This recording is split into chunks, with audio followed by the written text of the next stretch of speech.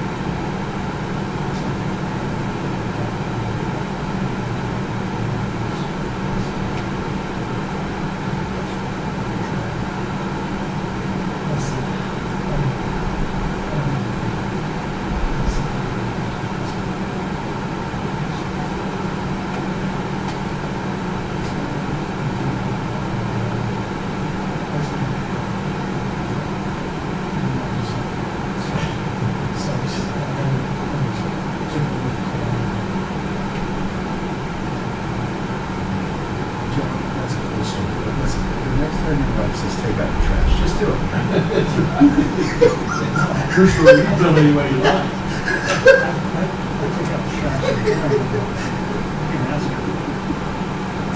No, I'm not asking her. She does that. I'm staying out of that.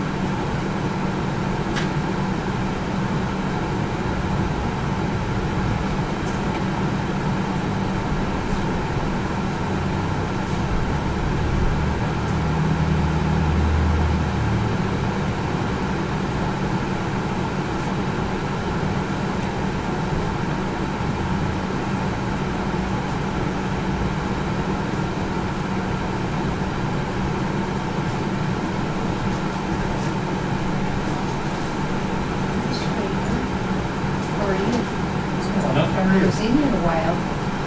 Yeah, I've been at school for 2 semesters. Yeah. How'd that go? Pretty well. Good.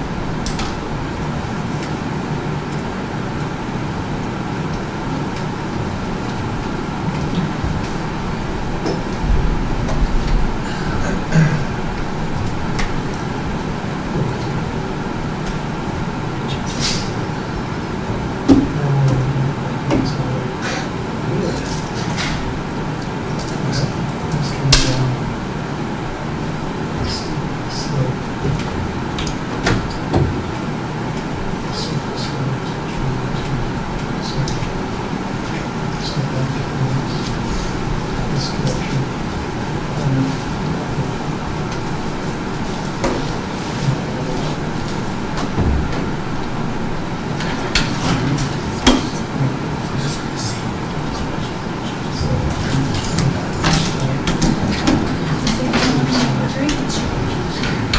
you sure?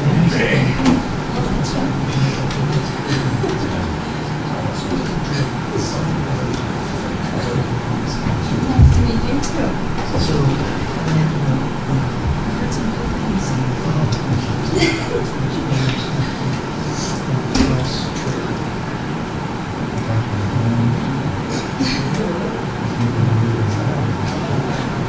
classmates.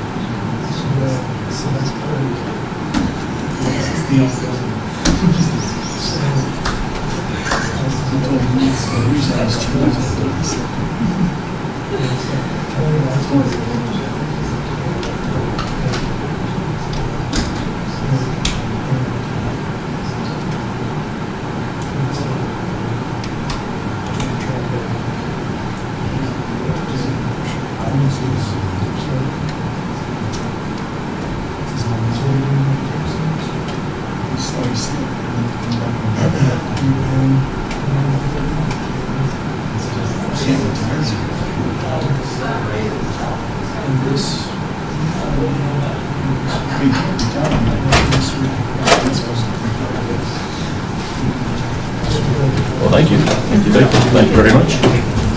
Wow, that's a full house. Good.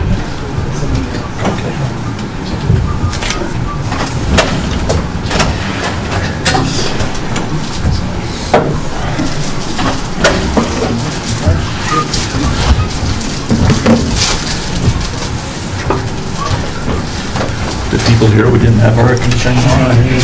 What's that? The people Maybe here we'll spread spread it out a little bit, Dan. It's not that I don't like it. No. It's They must just, have heard you once it in a gets while. congested. I got people on either side.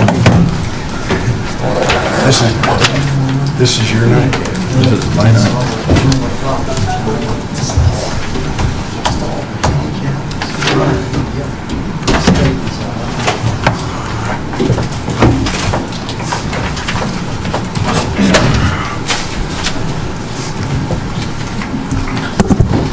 All righty.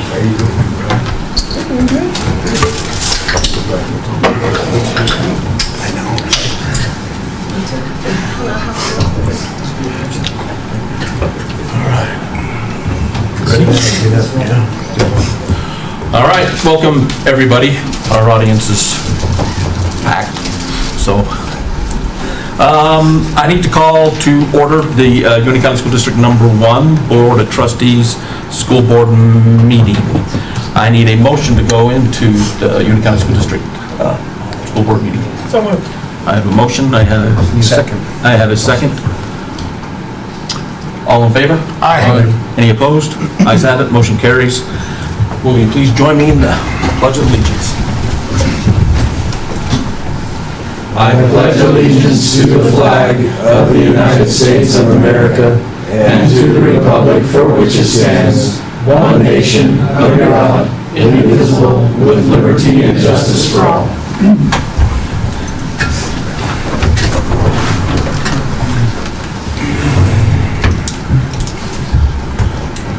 All righty, thank you. So I need a motion to approve the agenda for tonight's meeting.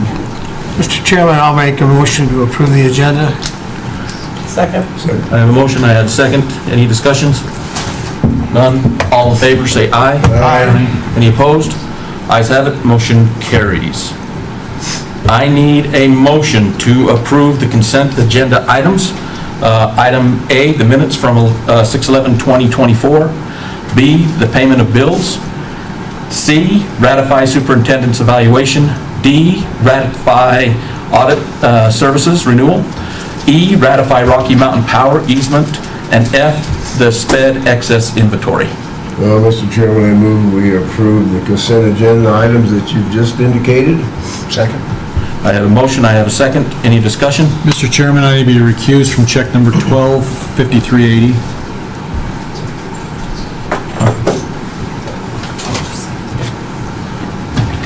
All right.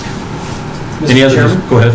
I might recommend that we pull off the Rocky Mountain power easement. Okay. I know you have a question I do. about it, Yeah. so we can either pull it off, or you can have that question asked during this discussion. No, we can remove that from our consent agenda, and then I can talk to Sharon about it afterwards a little Okay. bit, so, and then get some clarification on it, so, all Want right. to add that to discussion item and in approval later, or just table that one until next We'll week? just table that one, so we'll table E, and then after I have a discussion, I can just meet with you afterwards, come down to your office, and we can take a look at that and just verify a couple of things on there, so. I have a feeling that probably already working on it. Or started on the... Yeah, I saw... No, that's fine. Them going to work is not the issue. It's the legal document afterwards that in the future we have that easement documented and Okay. recorded, so. Sounds Okay. good to me. All right. So I need to modify the consent agenda. So I need a motion to remove item E, the ratifying of the Rocky Mountain Power easement. Second that motion. I have a motion and I have a second. Any discussion? All in favor, say aye. Aye. Aye. Any opposed?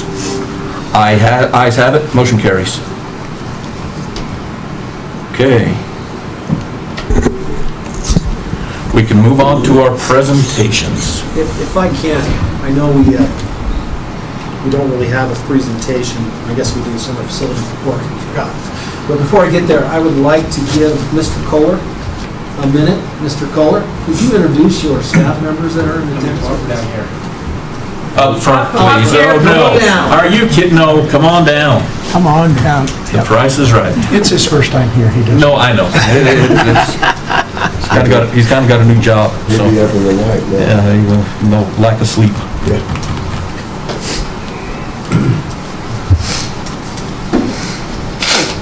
Thank you, Chairman Peterson, members of the board.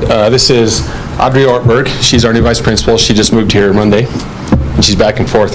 We joke that it's a longer drive back to Casper than here, but we've had some good talk with that. And then Derek Cater is our dean from EMS. So excited. We kind of met today for the first time and getting going, so Welcome. Well, welcome. Yep, welcome. Welcome. Yep. thank you. Yep. They look like they have something to say. Well, they did. I did got something to say. Come on. Oh, wow. Wow, How are you going to handle teenagers if you can't address us? Yeah. I thought we'd get something. All right. Thank you. We will get something out of you later. Time is yours. Thank you.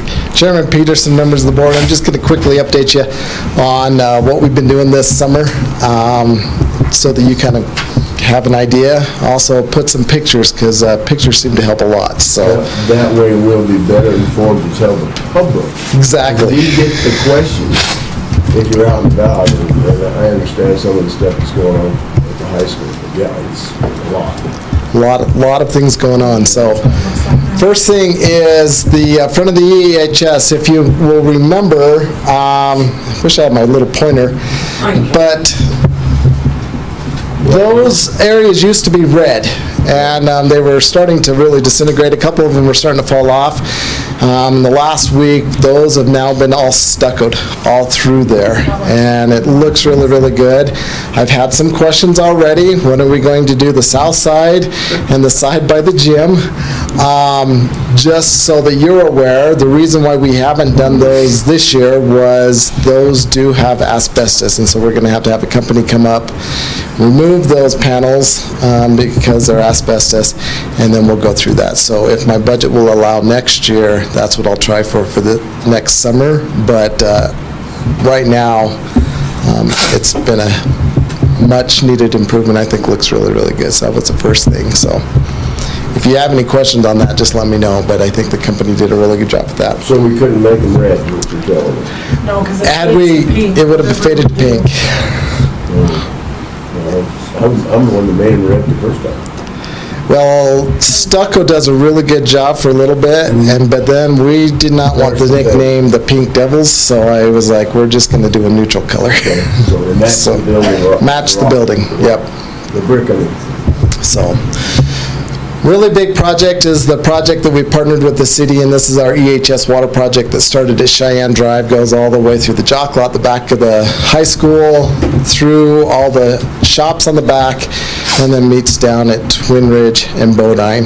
99% of the pipe is all laid. What they have left to do now is the connection down on Red Devil Drive and Cheyenne, and the connection on Twin Ridge. They've got about 20 feet on the Twin Ridge Bodine intersection. All that has been laid is now met its testing, so it held its pressure. Bacteria testing was sent in today, so we'll get those back probably Friday. We don't have any. Is that 8-inch pipe? That's 12-inch. 12-inch, that's We moved. all water then? That's all water. Moved from an 8-inch ductile pipe Okay. to 12-inch, basically a PVC plastic pipe. So overall, the project's going really, really well. Next week is when they'll do the tie-in for that, and then they'll kind of prep everything for asphalt. I was able to do some negotiation over the last couple weeks, and we were going to tear up all the asphalt up Red Devil Drive to the approach into the jock lot, redo all the asphalt in the jock lot, redo all the asphalt in the back of the school up to the top. They'll do the 10-foot width where the shops are, and then right as you pass through the gate and come back to the bus lane area, they're redoing all of that asphalt coming down, and then I'll have them be doing some of the patch work that we need to a little bit more on Red Devil Drive. So they coordinate that with the city that's doing Bodine, and the same company? Two different companies. Both of them are aware that each other are going to be there because there's a lot of traffic that's going to be there, and neither one of them want to lose their asphalt when another asphalt company comes in with some heavy loads of asphalt. So hope is that Lewis and Lewis, who we've hired, will be out of there before the other company that'll be doing Bodine and Champs, which are the two roads there, and then that approach there on Twin Ridge up. So overall, like I said, it's been a really, really good project. I'm pleased with how things have gone. We've been meeting compaction. Everything has been going well with that. So, yeah. I know we got too many questions. No, go ahead. On the south end, why did we remove those poles that kept the kids from driving across the grass and getting along Twin Ridge? So, Is there a reason for that? You know what I'm talking about? yeah, we removed those. We had several that were, well, quite a few that were leaning, and so we decided, hey, we're going to remove them. We're going to see what happens if we need to put something back. Aesthetically, it does look a lot better, and it sure makes it easier for the landscaping. Now, it's not all about landscaping and our mowing and snow removal, but We're stacking a lot of snow. we do. Okay. So. I'm just curious, is that whether they'll use the gate or not, that's the question. We'll watch that and see. Hear that, Scott? The nice thing is we do have cameras that we didn't have in the past Right. to be able to watch and monitor that. Okay, just So, wondering. any other questions on the water project? Okay. EHS domes. So the domes project has met its completion. Everything is completed up there. As we go through that, again, for those of you who haven't been up there, just kind of shows you the first dome, which has that Mondo floor and the track floor right in there. We did bring the company back. They repainted the 2 additional volleyball courts, so now there's 3 in there. And so it's turned out really, really nice. This is the second dome that has the turf that's in there, and this one has been used quite a bit this summer for different activities that have been in there, which has been really, really good. So, just kind of again showing you some pictures along just the cement, all of the things that were part of the project. We did a final walkthrough 2 weeks ago and addressed a lot of the issues that I think Chairman Peterson had brought up in the June meeting. So first item that was brought up was some concerns that Chairman Peterson had on ADA. So we had Brent Sanders come. He went through, measured everything. You'll notice in your board packet basically a letter that shows that we do meet ADA compliance in all areas. We have one area that we do need to do a little work on, and that's really just the handrail from the ramp to the domes itself. I need to put a little guard on the bottom so that we don't have that 4-inch overlay. But everything else, according to the specifications, meets ADA. And so just want to have that on public record that we do meet all aspects of that.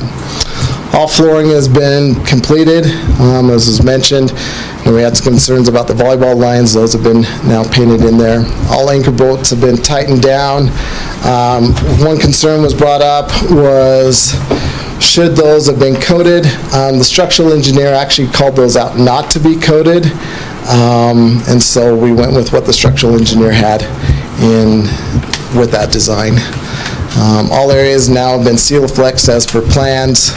I know another concern that was brought up was, especially with the garage door on the shed, but all of the doors now are in working order and working really as they should properly. Right now, what the district is doing is working on the landscaping area, so working on getting the irrigation laid in there, and the goal is to have sod by the middle to end of August. But we want to have water that can water that sod. So, are there any questions on the domes? I do. Yeah. I was up there today, and our east dome is only 80% inflated, and there's a water leak with water on the floor in there today from the rain last night. And so I know Boyd had his guys in there to take care of it, but I think something needs to be addressed with that if it rains again. Dome with turf? Or The Court. The court. The east dome. Yeah. Okay. Yeah. And you talked about sod, so that space underneath the scoreboard up to the fence, is that all going to be sod now or later? So we're going to get the irrigation system back on and see how much of that will come back.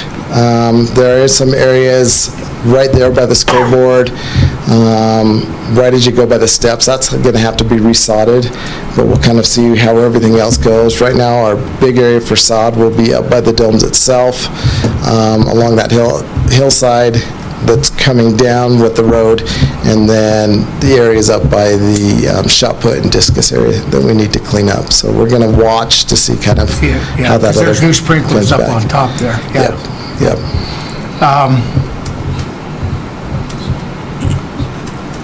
I have questions about the road that is in the back. Are we going to do anything with asphalt or asphalt pieces for that road?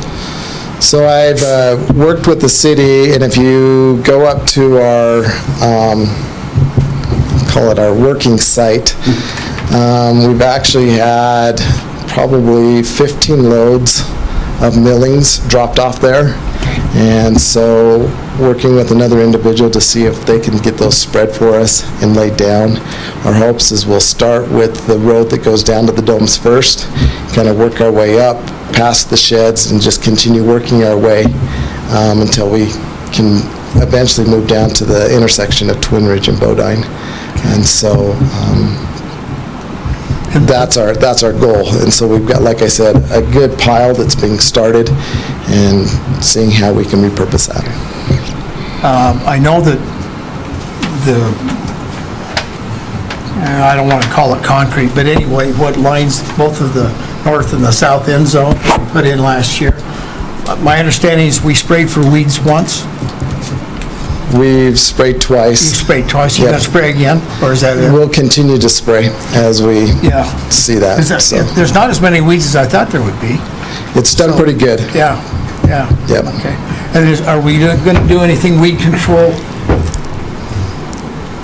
next to the domes, the east one, along the sidewalk there?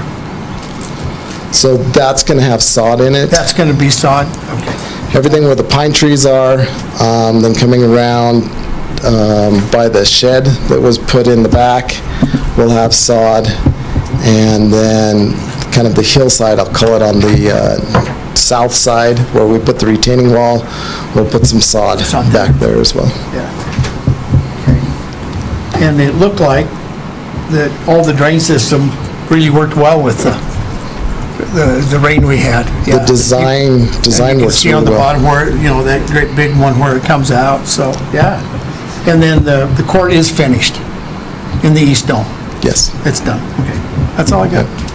Any other questions? DMS gym floor. Looks great. Had this sanded down and repainted. Everything is completed in there.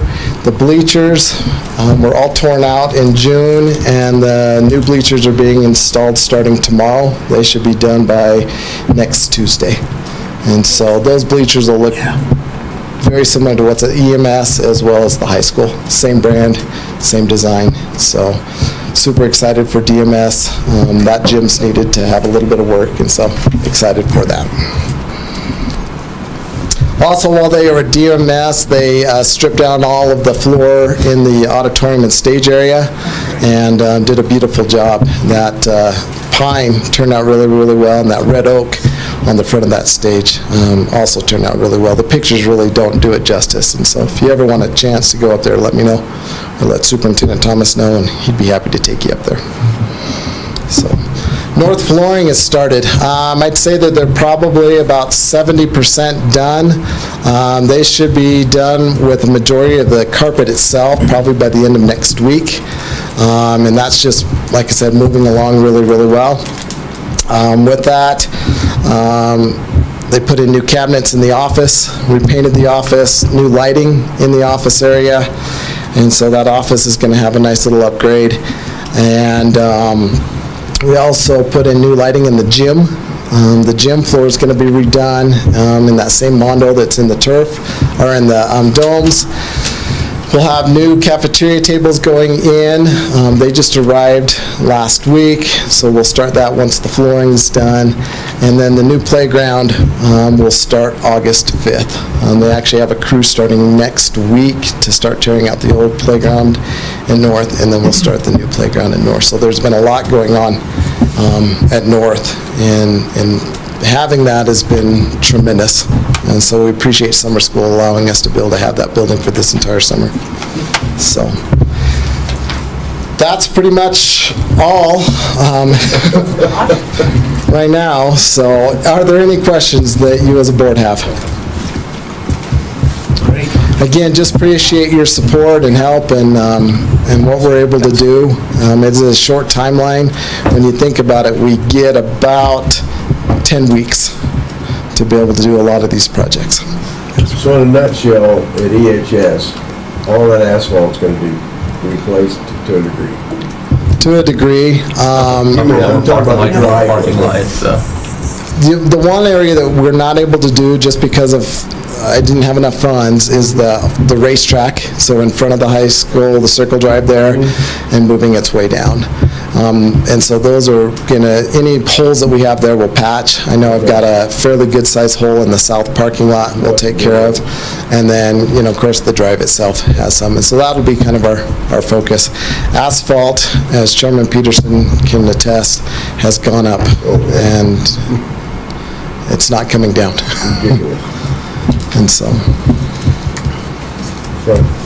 okay, wonderful. Thank you again for your time. Thank you. Take the day off. That's all you get. After. All righty. So, no more presentations. We will now move on to our discussion items. Chairman Peterson, members of the board, I'd like to invite Coach Lawler up. She was not available in June and would like to talk to the board about the softball programs. Thank you. Time's yours. Thank you. I'm Tara Lawler. I apologize for missing our June meeting.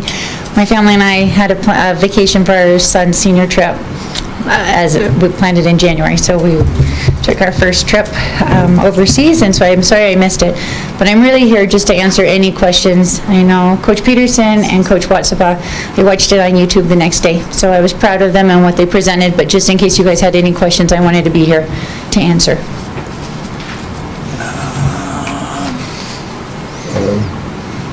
So what is the increase you think you're going to have in numbers? Well, right. Last year? For starters, and obviously we know the sophomore program was, we didn't have it after 6 years ago. This was, we do transition days at the high school, and we have kids sign up who are interested. Every single student that signed up with their phone number has come to an open gym, at least once.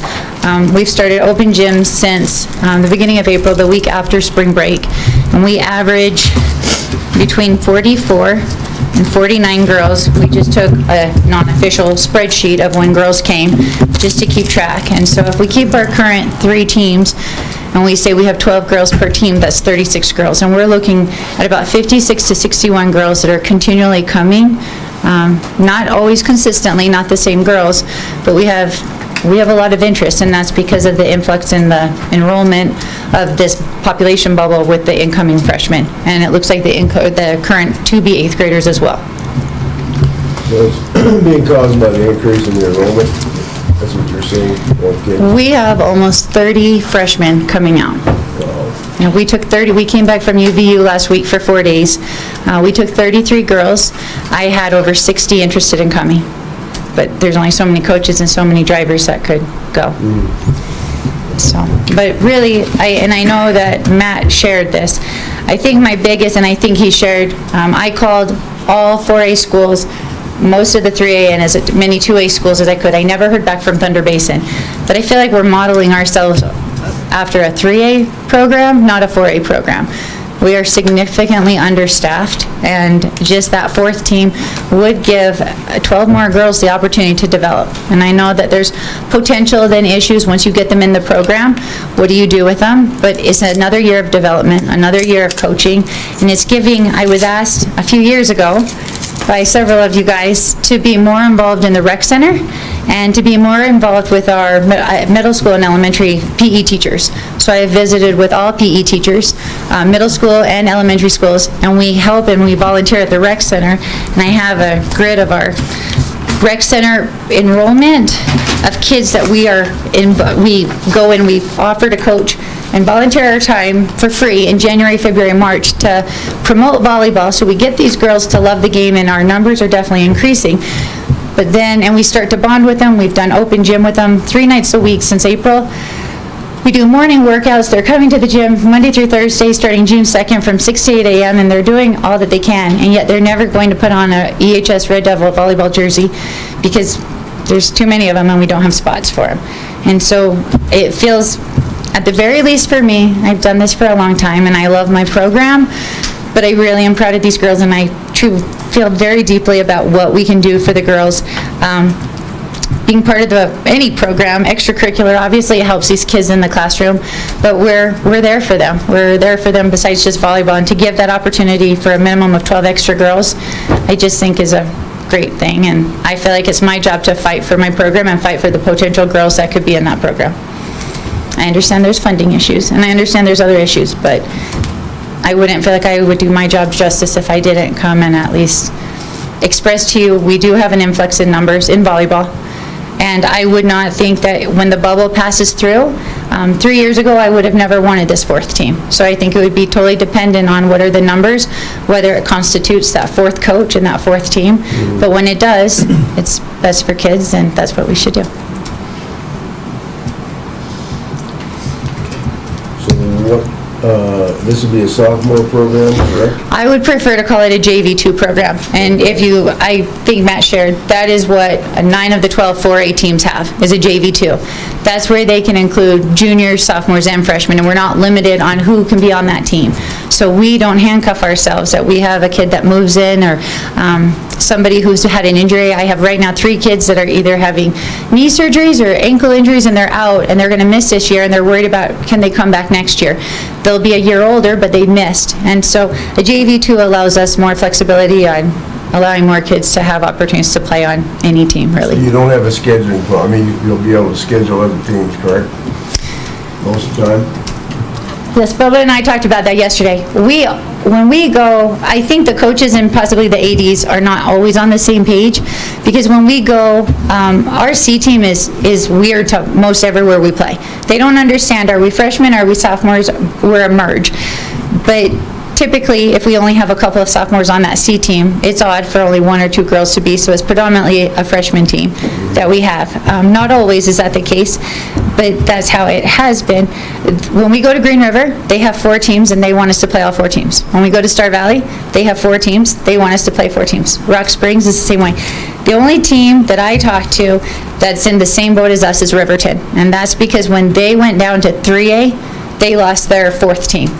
And when they came back to 4A, they never gained that 4th team back, and they're hoping to get it. So as I told him I was coming and planning and preparing this information for you all, he said he was doing the same thing. Jackson doesn't have the numbers, but when I told every other school from Kelly Walsh's, or the Casper schools and Cheyenne schools, what our enrollment was, or how many kids we had participating, we have more than some of them. It's not Natrona. Natrona keeps 40 freshmen. They have 4 freshman teams alone. So and if need be, they'll have 6, 7, or 8 coaches, however many they need, however, they don't cut. So however many kids they have, they accommodate, and they make sure they can accommodate. But for us to have the numbers we have, it's impressive for a town our size.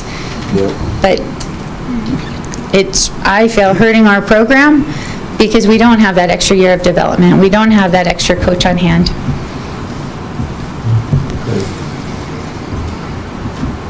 I have a question. Yes. So you said that the sophomore program would be classified as JV2, and you would have juniors on JV2? Why? Yes. If they're only on JV2, why would you have juniors on there? So JV2 allows you to have, right now, a sophomore team, you can't have a junior on it. If you have a freshman team, you can't have a sophomore on it. And if you have a JV team, you can't have a senior on it. So a JV2 allows all levels, excluding seniors, to be on it. And I mentioned that we have right now 3 kids with injuries that won't be ready for this fall, who are current sophomores. But next year, when they come back in the program, I don't think they'll be ready for varsity. They'll need another year to prepare. So the JV2 is what the predominant most 4A teams have, just to accommodate. It allows us, so we could put a junior on that team if we needed to give them another year to develop, without handcuffing ourselves where we couldn't, just because of the grade level they are. Yeah, I just have a hard time rationalizing that if you're a junior and you're only at the JV2 level, chances of you ever participating on a varsity level is pretty slim. Possibly, but if you had your, right, we have, for the one, well, we have 3, but for one who had her ACL repaired, she won't be ready, but she will need some playtime and some experience, but I could see that ultimately she could be ready. Talking to these other schools, asking them, I mean, Kelly Walsh has a freshman A, a freshman B, a sophomore, a JV, and a varsity. That sophomore team is truly their JV2 team. They can put anyone except for seniors on it. Natrona, after I asked them for their information, she actually called me back and said, if we'll hit 40 freshmen, we'll have 4 freshman teams. Wow, okay. Cool. The Cheyenne schools all have the JV2. So they have freshman A, freshman B, JV2, JV, and varsity. So they have a minimum of 5 teams. So how do they structure their programs? Because I'm sitting here and you're saying, I got 12 at my freshman, I got 12 at my sophomore, 12 at my JV, 12 at my varsity, 48 girls. Do you allow the 12 at the varsity level to play down at the JV level? If there's... Do you allow the people at the JV level to play down at the sophomore level? So and what about the kids that will not be involved with it because you can't play all 12, and then you're moving kids back and forth between programs? So the idea of keeping 48 girls, to me, just, I cannot wrap my brain around that, of how you're going to get playing time for that many kids. So in the past, we have had players play on multiple levels because we haven't had the numbers to be able, we could afford to do so. There wasn't somebody else sitting on the bench while somebody else played a varsity and JV level. Last year, we started having younger girls playing up because we only had one senior last year. We still did not have our stronger varsity players playing JV because we still had JV and sophomore players that could have played. So they didn't play in two different teams. We kept it very clean.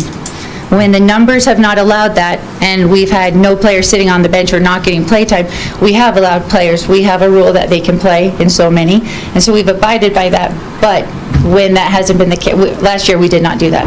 So moving forward, you will have 12 that are just varsity. They will not Yes. play JV at all. If we have girls that we're trying to give them experience, we won't have them double timing it. So the 9, 10, 11, 12 girls on your team, 10, 11, 12, they will be playing varsity and not any JV. Correct. Okay? We went to UVU and I played because I have 8 seatbelts, I played 8 girls. But there were 2 other girls that definitely could have been put in at any time. That could have been my 9th and 10th players.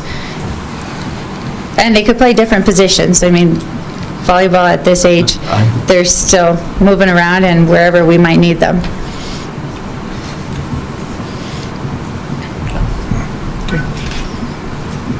No, the only thing is it's out there a little bit, right? You know, and I'm not opposed to sophomore programs. Don't get me wrong on this. And I think there's been some chatter out there that I am the evil guy and I'm anti-sophomore, right? And I'm not. I'm not the evil guy. But we have to also look out for 750 kids, not 48 kids, but there are soccer programs. There is a potential softball team coming in. There is potential middle school wrestling coming in. And as if we go forward with this, do we allow soccer to say, come back in and say, I've got 70 kids out for soccer, I need a sophomore coach. So at that point, budgetary-wise, you know, as we go forward, and obviously budget isn't just the cost of a coach, right? I mean, we travel, you've got all the rooms, you've got food, you've got everything associated with it. You've got your referees. Food wouldn't be covered because boosters have to take care of Boosters cover food. That's fine, but everything else, right? I mean, there's additional cost outside of just a coach. When we had our sophomore program 6 years ago, our sophomore program didn't travel. We took them to Green River and Rock Springs. They never had an overnight stay, except for probably 12 years ago when we went to Cheyenne. And there was the one Cheyenne Central, Cheyenne South overnight stay that the sophomores came on. But for 6 years after we got out of the I-80 League, sophomores did not spend the night. And we do go to Casper for the Casper invite, and after 6 years of going, this will be our first year that we finally have now been invited to bring our JV team. So, but our sophomore team would not go to that either. And then that brings up my other thing as far as, because I was a sophomore coach, right? And I coached for several years at that level.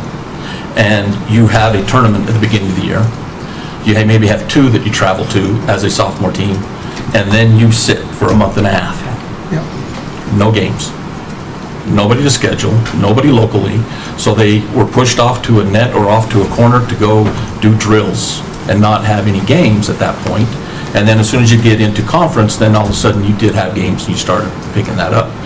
And so, again, there's pros and cons to everything. I see it. I know the kids mature. Riker Smith is the perfect example. I always talk about Riker Smith. He was one of those kids that was on the bubble, was going to get cut, and he ends up playing college basketball, right? So there's always that hope of that one individual that you get, but there are so many other things that are tied to it at that time, right? And so on the budget side, and maybe Mr. O'Neill can come up and talk to us a little bit about it, is we have got to look out beyond just volleyball, right? I understand that. And there's things that are coming possibly our way that we have to look budgetarily wise on, can we afford different things? We bring in a girls softball team, we're $100,000 into it, right? Not only do we have to put uniforms on them, not only do we have to get equipment for them, we have to redo an entire field, you know?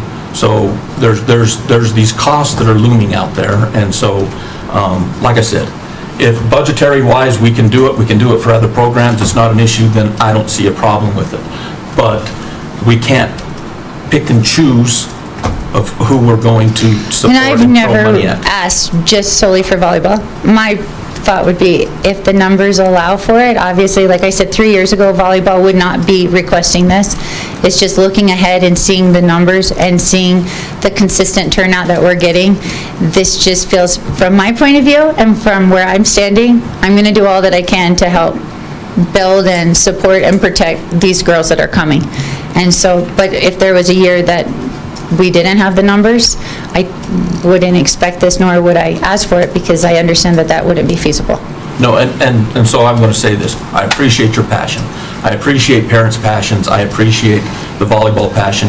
You have been successful. You've had girls come out and everything. But, so don't take this personally from me, okay? It's just that I am looking out at other things as well, right? And I wish that we had the magic wand and we had an extra $1 million and say, have at it, and we make tough decisions at times. Not only at this level, but also as coaching levels, right? So, anyway. Sorry, took the oxygen out again, so. Oh, you're all right. You did Coach, fine. thank you for your time. Yes, Thank thank you. you. Thank you. Tara, thank you. Thank you.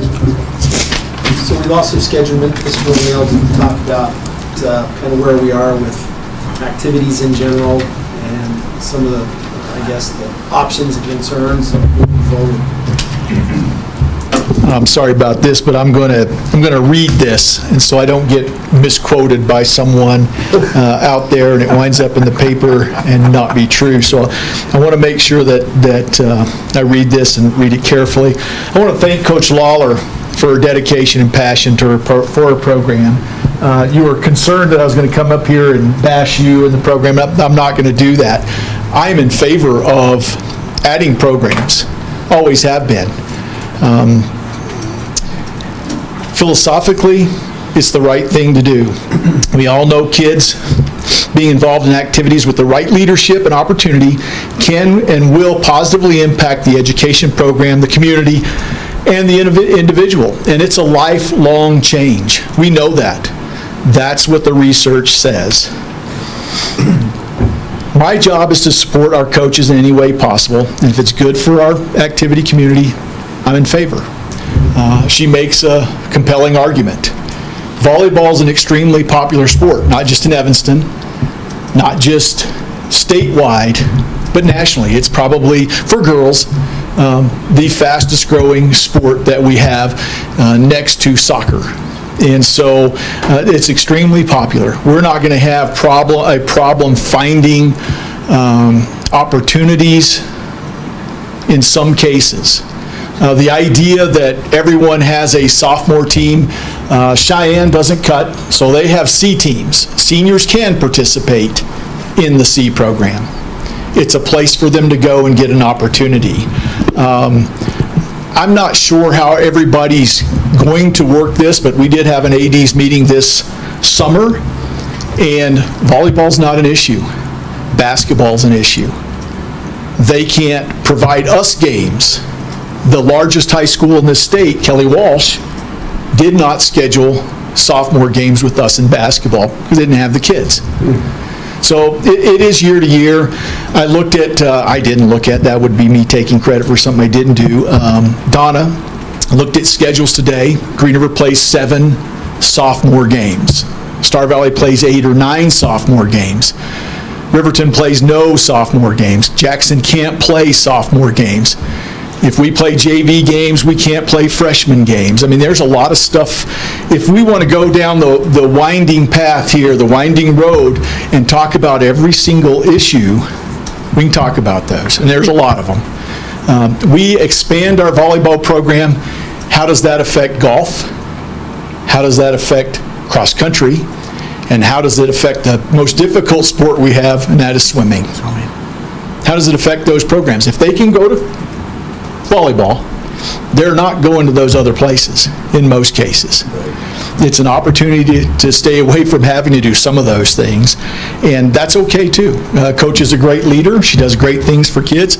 She's great for kids, and it would be good for those kids to be with her. They need to be somewhere. As I said, the request has many layers that need to be looked at, including numbers of kids available, new programs being added in other areas, the impact of taking potential participants from other programs within our athletic department, participation philosophy. Is it a varsity program or is it an intramural program?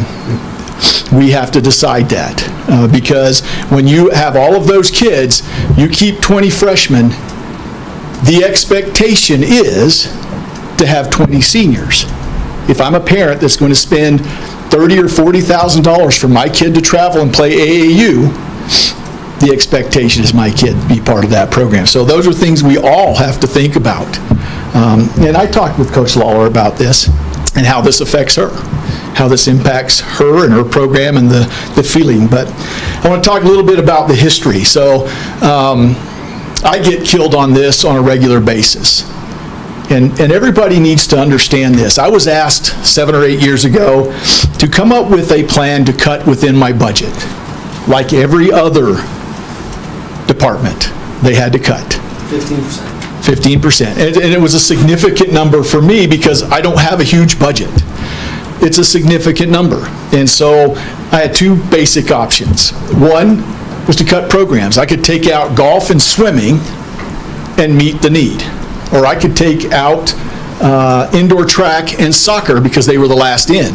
The two smallest programs out or the last in out. And that would meet our needs. But that wasn't the right thing to do. At that time, I was going to be a team player. If it meant helping our teachers get a raise and our support staff get a raise and their insurance be taken care of, and at that time we needed that, I was going to come up with a plan. And the plan was to eliminate not one sophomore coach. We eliminated 14 coaching positions 7 years ago, 8 years ago, because that's what we needed to do to meet the need. So if we add volleyball, I'm almost positive you're going to see football come back and say we'd like our 3 positions back. Swimming would like their positions back. Track would like theirs back. Of course, boys and girls basketball would like theirs back. While at the same time, I've added girls wrestling. There's no budget for girls wrestling in my budget. We have a budget for boys wrestling. Girls wrestling is a standalone program that we've robbed Peter to pay Paul to make sure that we have girls wrestling. We're also adding middle school girls wrestling this year. Those are mandates from the state level. If you're going to have wrestling, you're going to have girls wrestling. And that's unfunded mandates. So we deal with that. I have a parent group that would like to see softball added. We're one of the large schools in the state that doesn't have softball. And eventually, you guys are going to get pressured into doing that. And like Mr. Peterson said, it's going to be costly to do it. It's the right thing to do. Again, not opposed to it. It is the right thing to do. If it offers opportunities for our kids, let's do it. But you have to have some fiscal responsibility, and that's where I'm conflicted. I have a philosophical belief. I have a belief that we need to let kids be involved somewhere, somehow. But I also have a fiscal responsibility that we're having a hard enough time taking care of the programs we already have in place with our cuts. And now we're going to add more and more and more, and I've had so many things added. I hate to even come and talk to you guys about money because of all the things you've done for us with the new stadium, with the bubbles and all that stuff. It's been amazing what you've done. So it's hard for me to come and ask. Come up with more money, a little bit more money, because what was $50,000 8 years ago is not $50,000 anymore. And I want everybody to understand this. We can say they don't travel, but that's a bunch of malarkey, and everybody knows what that is. Because I will have parents calling me, people in my office saying, why are they not traveling? You don't care about kids. You don't care about our programs. Our kids should be, they've earned the right to travel and stay overnight. That's a rite of passage in Evanston. To go and stay overnight in Casper is a big deal. So to say that they're not going to travel and they're not going to stay overnight, in all of these programs. You add more coaches, you add more kids, you add a great deal more expense. And I'm okay with all of it. All of it if you're willing to pay for it. If it's unfunded and we're saying we're going to add these things, but you're not going to get any more money to deal with this, there is no way that can happen. We will do the best we can, but there will be major cuts in areas to make that happen. Because right now, again, we have wrestling that there is no budget for. We just have to come up with a way to fund it. We have Huddle, which is a $10,000 ad for volleyball, for football, for basketball. It's a mandate from the state that's required of me to pay. That's been in maybe 3 or 4 years. You guys don't even know about that. We have concussion testing that came about after I became the AD that we pay for. And what I'm saying, and I need to stop here, what I'm really trying to say, it's very difficult to stand here and say, yes, I'm in favor of adding a sophomore program with my budget as is. It can't happen. I'm in favor of it. Philosophically, I'm on board with all of these changes, but fiscal responsibility doesn't allow me to stand here and say we will or can be all things to all people. I want to drive a Bentley. I don't get to drive a Bentley. I get to drive a Toyota. That's the way it is. That's what my budget allows. And so, and I know, again, I'm very appreciative and proud of our coach for coming up here and standing up for her kids. She works hard at her job. She loves kids. That's why she wants this. She wants them all to be with her. She told me one time, and I'm going to tell on you, the best place for our girls to be is with her. She told me that. And she's probably not wrong. It's a great place for our kids to be. So I'm in favor of it. Just understand the fiscal responsibility that's going to be placed on our departments is going to be difficult. And so that's a tough question for you and Mr. Thomas to be able to answer. It's not an answer I can give. We're all in. My department is fine. It doesn't change anything that we do. We find the games. I do have an issue because I did coach with sophomores. Where do you put them? And then when the parents complain that Susie gets 32 games and Betty only gets 9 games, I don't get involved in who plays where or how many games they play and all that stuff, but I'm the one that has to answer those questions. I can guarantee you we can get 5 games right now for our C team, because that's what it'll be. That's what the state calls it, C team. I can guarantee 5 games. I can work and probably get 8 or 9 games. So you need to know this. 5 of those games that I'm telling you that we're going to give our C team will be taken away from our freshman team, because our freshmen have been playing those games. When Kelly Walsh comes to town, our freshman plays their sophomores. When we go to Rock Springs, our freshman plays their sophomores. And I got a whole speech in here about little fish in a big pond versus a big fish in a little pond. I'm all in on the little fish in a big pond. I love playing Kelly Walsh and Gillette and Cheyenne and competing against those teams. And never were we supposed to win, but we played those games so we could be better in our program. Our freshmen losing the opportunity to be the little fish playing the big fish, I think that's going to hurt the program. But I don't know. It's not my program to worry about in terms of who we play and what we play. I get a schedule, who we can play, we play them, and whatever that is, that is. And so I worry that we don't have a full freshman schedule, but we do add games for our sophomores. There's some concerns because we're not Kelly Walsh or Natrona, and we're not Cheyenne, and we're not Gillette, and you guys need to know that they play in the Geldine League. They don't have to worry about games. It's a schedule just for big schools in Wyoming. Rock Springs also plays in that. Rock Springs does not play our freshmen. They won't play our freshmen. They want to play a C-team game. Their freshmen go to the Geldine League. They don't have room for us in their schedule. And so you need to know all of the facts, because there's many of them. Now, like I said, there's a winding road that we could go down, and we could talk forever about things that will impact whether or not you decide to do this. Most of them are positive for our kids, and we will work around it. But there are some questions. Thank you. Do you have any questions for me? No? Chairman Peterson, if I may, just a couple comments. Been budgeting for this district since 2005. 2017, we cut 15% across the board in all our departments and in all our schools.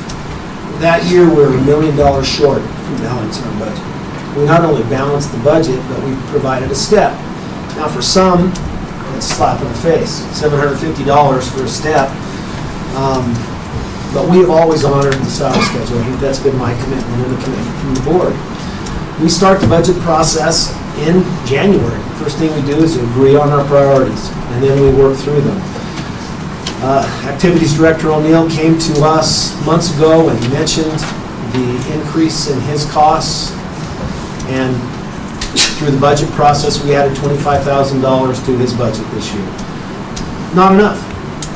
He is going to struggle making his budget. Remember, through this process, where we are right now, and you're going to approve the budget for 24-25 tonight, we're still $250,000 short in our curriculum budget. We're still $100,000 short in our technology budget. 3 of you sat with me and listened to our Evanston Education Association ask for an additional step. $750 more. And guess what? We had to say no. And it hurt. I think they deserve a lot more than we could give them.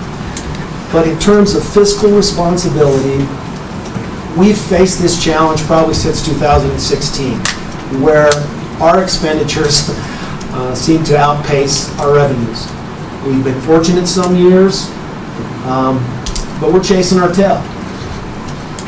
Not only activities took a 15% cut, the board took a 15% cut. Superintendent's budget took a 15% cut. Maintenance, technology, food service, to make that budget. It's the same now. If we begin adding back to certain budgets, we get out of our budget priorities of being fair and consistent across the board. Do I support our students? Do I support our activities? Do I support our staff? Yeah. But you know what? We have to say no. And it hurts. That's why we sued the state. We will be chasing our tail until there is a ruling and funding in Wyoming changes. I hope you realize that our activities aren't dependent upon participants. We aren't funded based on the number of kids who participate in activities. We basically get a dollar figure through the model. It doesn't matter if we have girls wrestling or middle school soccer, we get the same amount. And we're looking at adding some extreme costs. And where does that come from? Mr. O'Neill already told you that when he had to cut 15%, guess where it came from? Personnel. Food service, guess where their cut came from? Personnel. We don't have any personnel in the board's budget, so we cut travel. We used to send 6 to 9 of you to National School Boards Conference. We don't now, for several reasons, but that was our budget savings.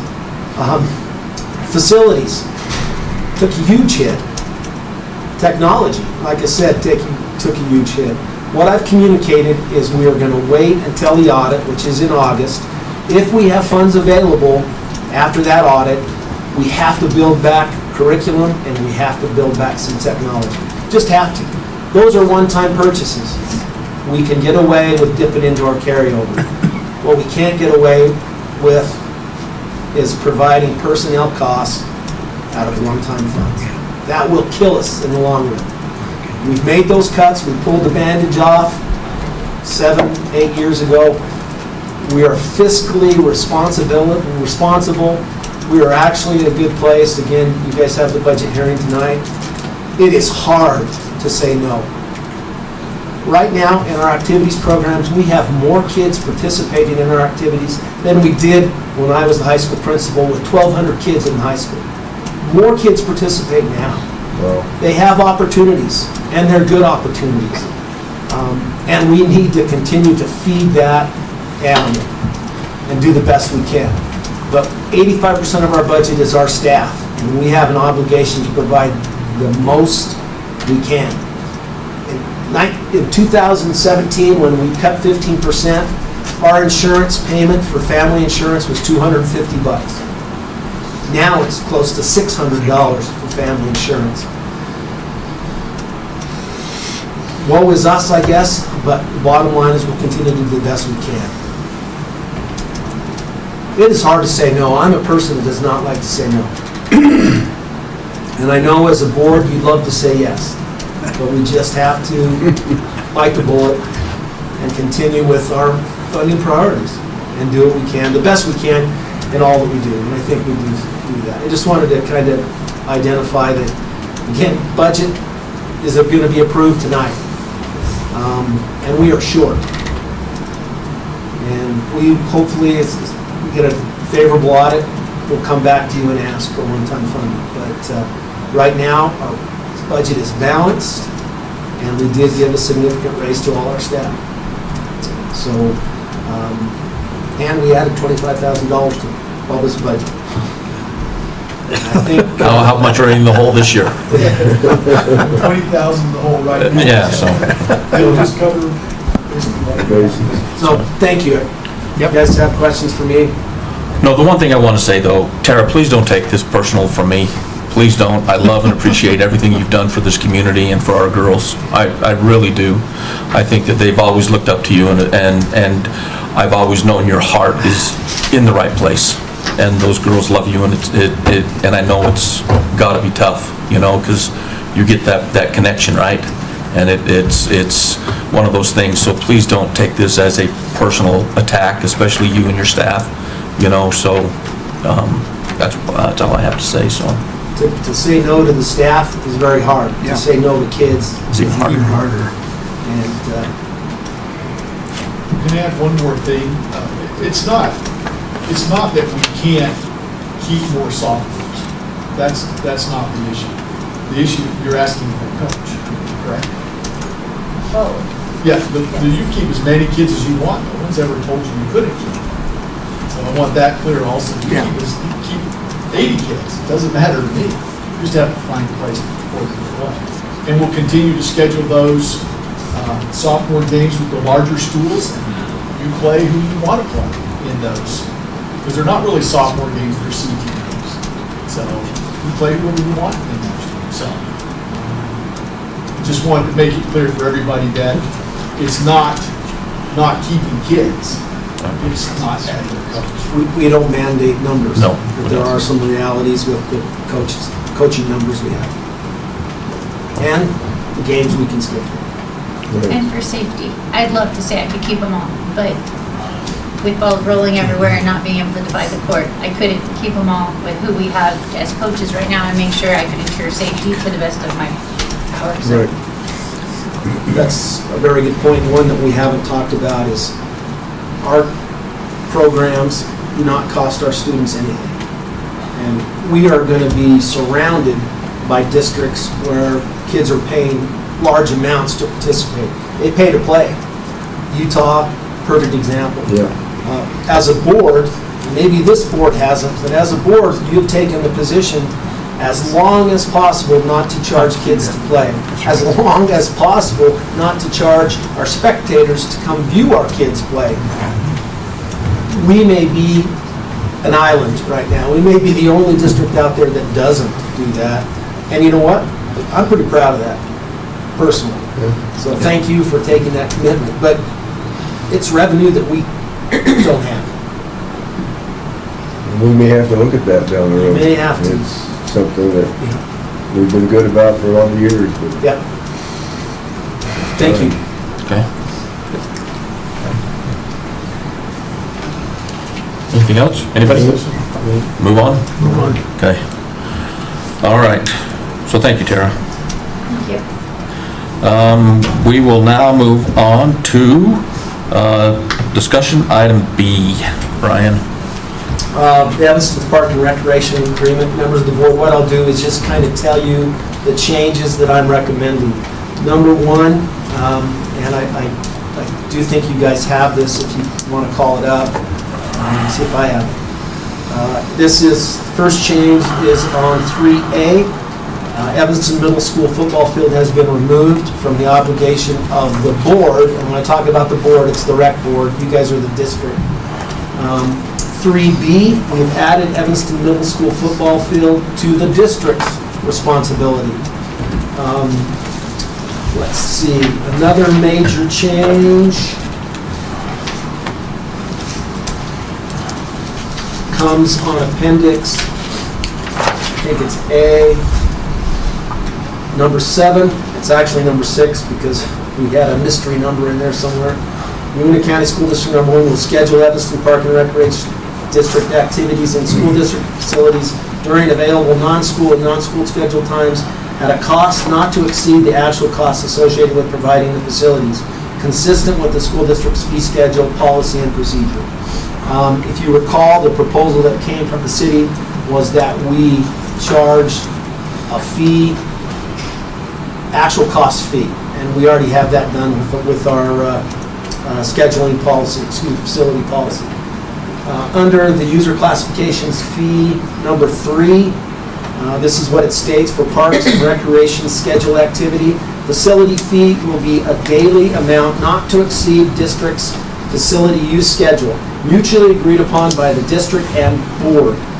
Fee will be consistent with policy and procedure and beneficial to both parties. I think that's important. We are still going to work with the rec center to make this beneficial to both of us. The biggest change is, and this is a big change, if I can find it, is number 14, which didn't exist before.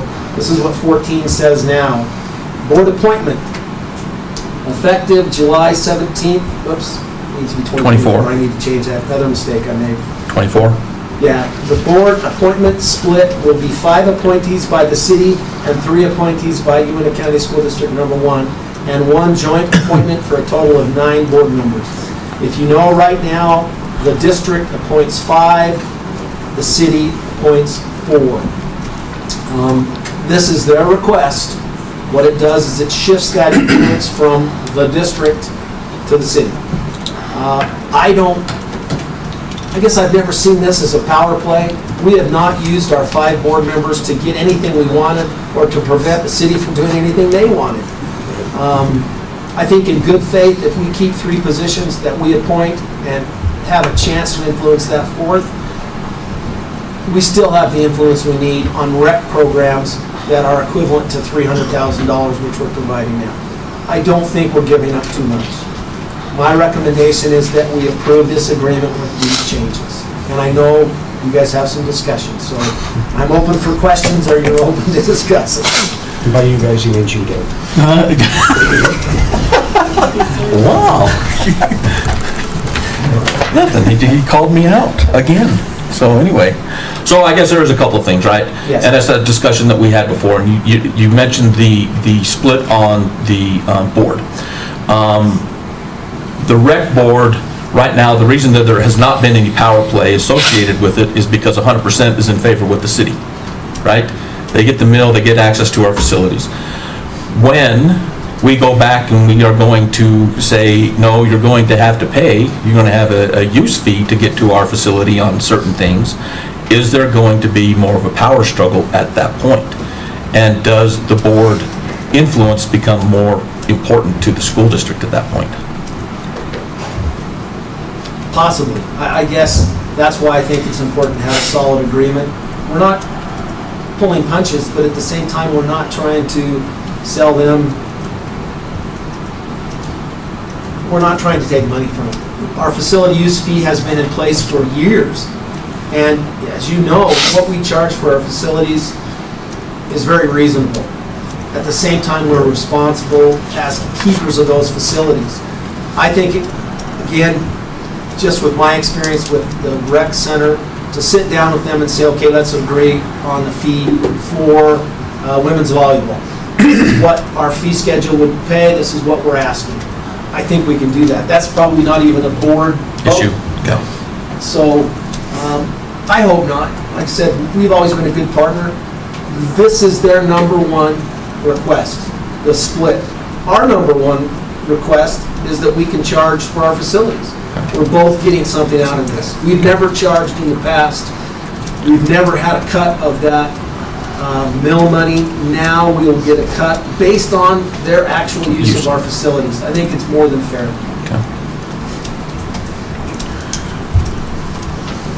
So am I the one that's going to bring up the elephant in the room?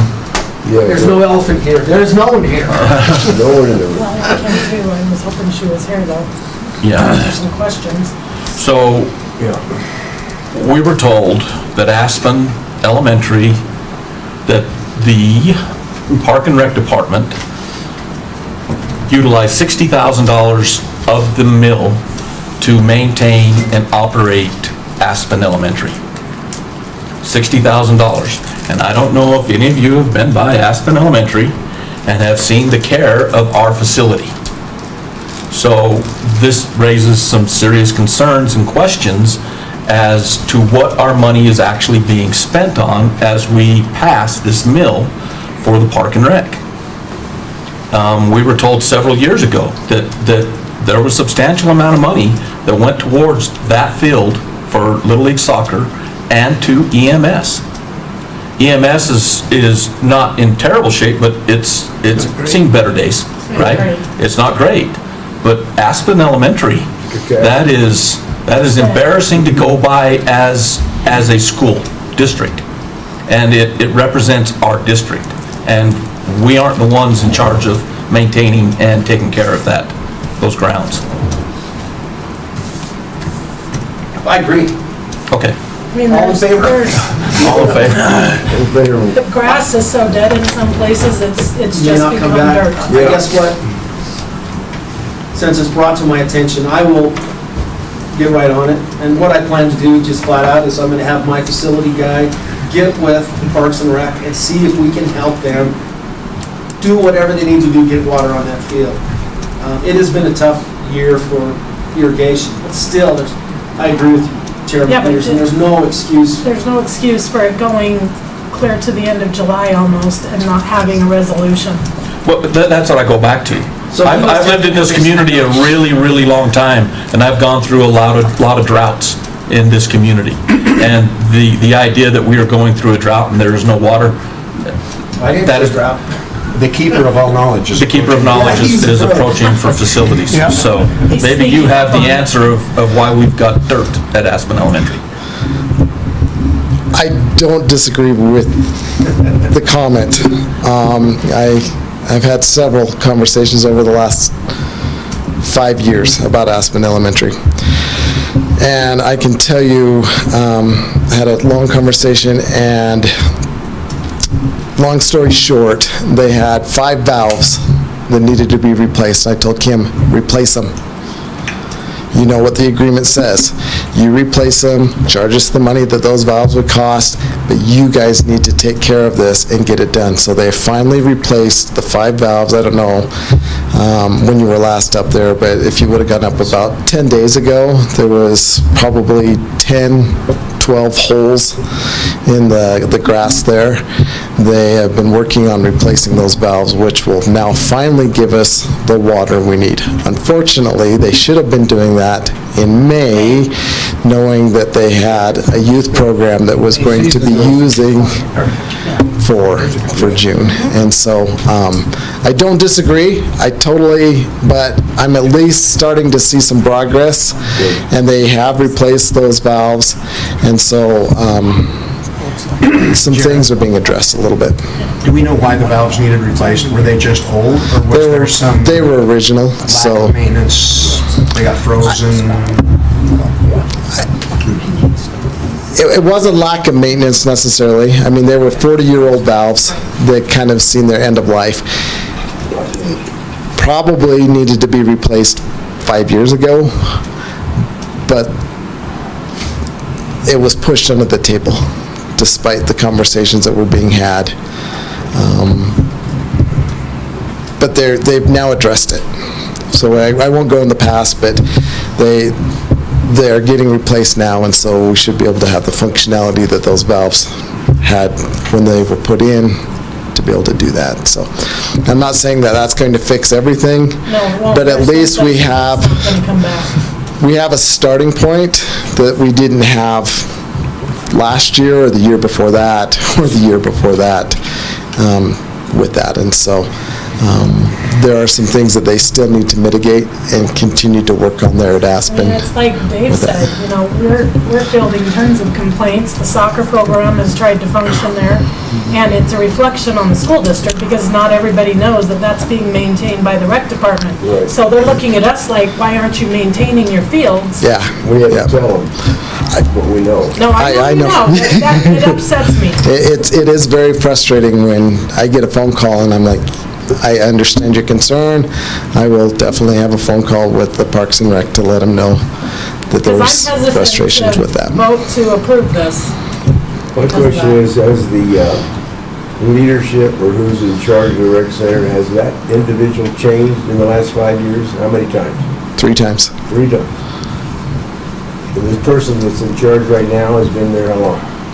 Not more than 18 months? That's all. Oh. Is that maybe? Just a year. A year, I was gonna say. Yeah, it's not very long. Jared, could you do this for me? Yeah. Since I'm on the rec board and represent the school board, if we could get a checklist of what still needs to be done at Aspen, so at the next rec board meeting, we can this is what needs to be done. When is your next meeting? It's let me look here, it is on the 8th August. of August. Okay, Yeah.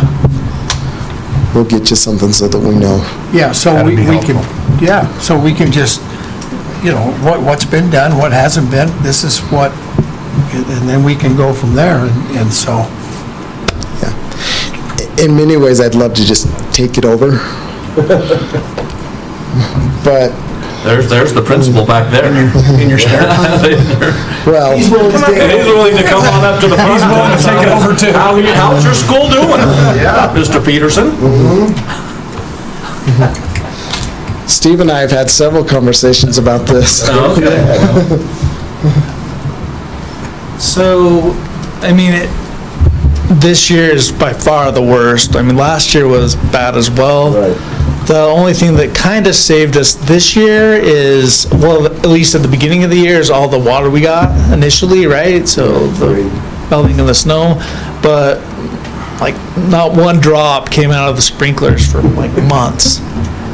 And 2 days ago? yeah, and I mean, we have kids who, last year on Arbor Day, we planted like all of these trees, and hey, the big thing is, you can come back in 10 years and you can see the trees that you helped plant. Those are like dead. That's the other question. But the dead trees. There's a bunch of dead trees on the outside. No, they can't come back. No, you can't come back. Yeah, so, super, super frustrating. I know, Jaren's crew kind of took over the very front of the school because that was completely dead last year, and so, but that's the only part that's alive this year, and so my big concern is, we have school coming up soon, and I don't know if it can recover with, okay, we'll sprinkle the dirt without any dead grass on, so. That becomes the issue, it's I mud, don't know. right? Any kind of rainstorm, you don't send the Right. kids outside because they're gonna come in all muddy. So yeah, I mean, we're gonna have kids shortly, and there's not gonna be the grass for them to play on. It's just, And so it's this is my crazy. concern, right? Is we, over the past 5 years, have paid $300,000 to get that field to look like it is now. $300,000 to get that field to look like it does now. Chairman Peterson, that was what was stated to us, but that's not what's being spent on those fields. No, I know, but that's what I'm saying, is if they're coming back and they're saying. That was their position. That's their position, is they're spending $600,000 on the sprinkling and the watering and the cost of the water and the fertilizing and everything else that's associated with it, justifying the mill, and we're coming back and we're saying, I paid $300,000 for that to look like it right now. We have got how many trees that you planted up there to have them all dead because we don't have water on that facility? I think we need to have a discussion with the rec center. I didn't realize it was that bad in terms of how they're gonna mitigate that issue. Yeah. We'll do that. That's outside of this agreement. Yeah, that's I know it's outside of the agreement, but it's tough to swallow as we've had this discussion on the amount of money that we're going to the rec department and what we're getting in return, right? We're providing the facility for them to be on, allowing them to be on it. All they have to do is maintain it. Well, And on top of it, we're paying them. and thank you, Jaren, for making it. I mean, I'm sure it's public knowledge, if anybody wanted to know anyways, that we pay for those repairs. If they need it fixed, we'll fix it. Literally, all we're doing is not facilitating the people to actually do it. So it's not like it's a lack of funding on their part or anything else, it's just not being done. Management. It's above and beyond the agreement. I mean, we take care, if they need a $125 valve, they buy it, we reimburse them, $125 to the valve. If they need 10 feet of pipe. So, I mean, you don't want to sit here and point fingers, but it's a little bit difficult not to point a finger at the big dirt patch up by Aspen Elementary right now. It's pretty sad. I mean, it didn't just sneak up on us in a few days. This has been going on for, Years. like you said, since May. Well, beyond that. Well, yeah, we're not even talking about the years previous, but it's not like you wouldn't know, hey, the grass is brown, it's not getting water. And the other Let's thing fix it. that you hear about is there's no damn parking up there. And there's nothing we can do about that, but people don't really realize how well that thing is used, man. There are gobs of bodies that come in there and use that facility. On a Saturday during soccer, it's I about can't get to my in-laws. It goes on all week. and then practices. And That's why we tried to work with the city to add those fields and transportation. But again, it was us, you're a lone man in the wilderness again. And we just can't. Okay, so I think we recognize that the obligation hasn't been met. Yeah. And so we just need to move forward. If I may- Go ahead. I think the best message is, right now, we have 5 representatives that represent our school district on the rec board. Their voices need to be heard, maybe for the first time ever.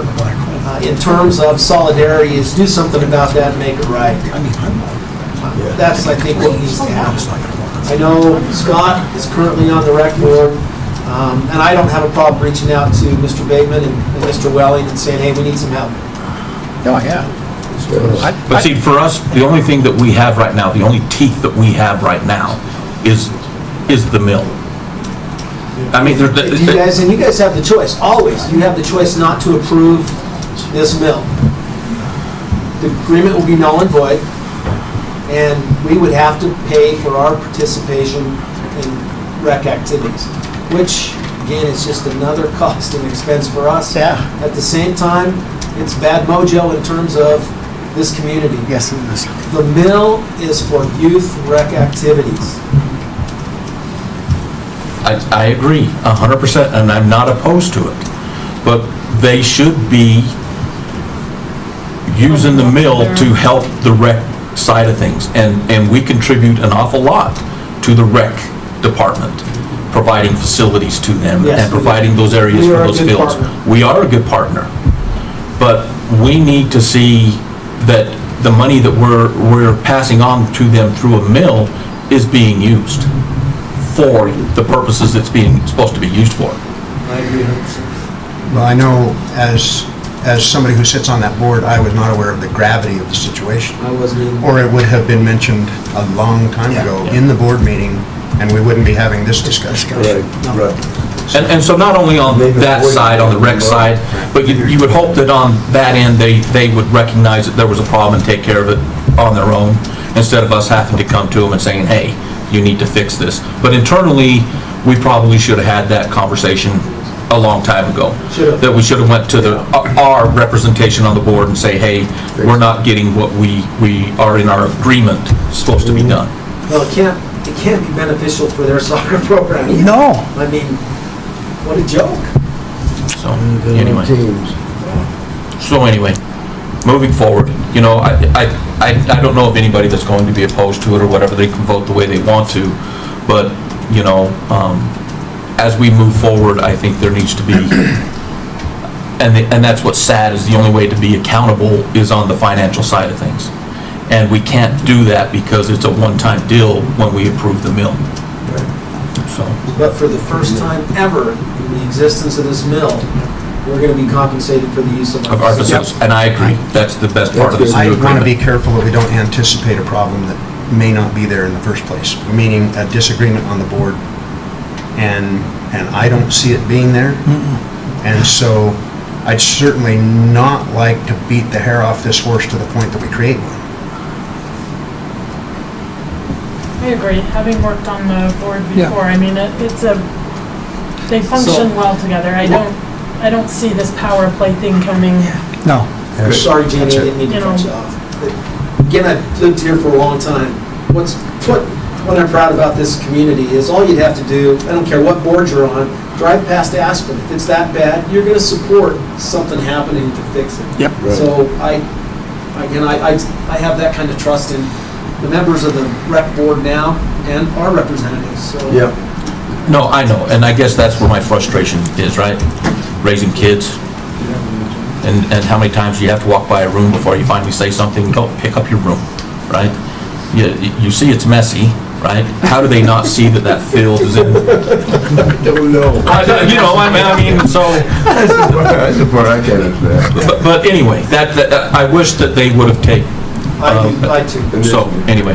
Okay. But like I said, we're done with this, I guess. I think I've talked myself. Stop beating a dead horse and get off of it. Yeah, get off this let's horse. go on. It's not going anywhere right now, so. The only suggestion I would make is that if there are concerns about whatever it may be, our board meeting is before the rec board meeting.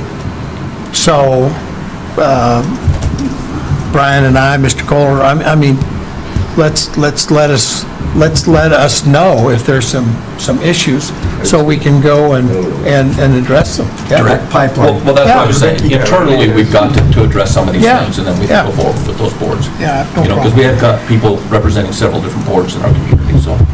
outside I just want to go on the- record as saying that my feeling in the nature of that board is one of great cooperation, and we have never had a disagreement.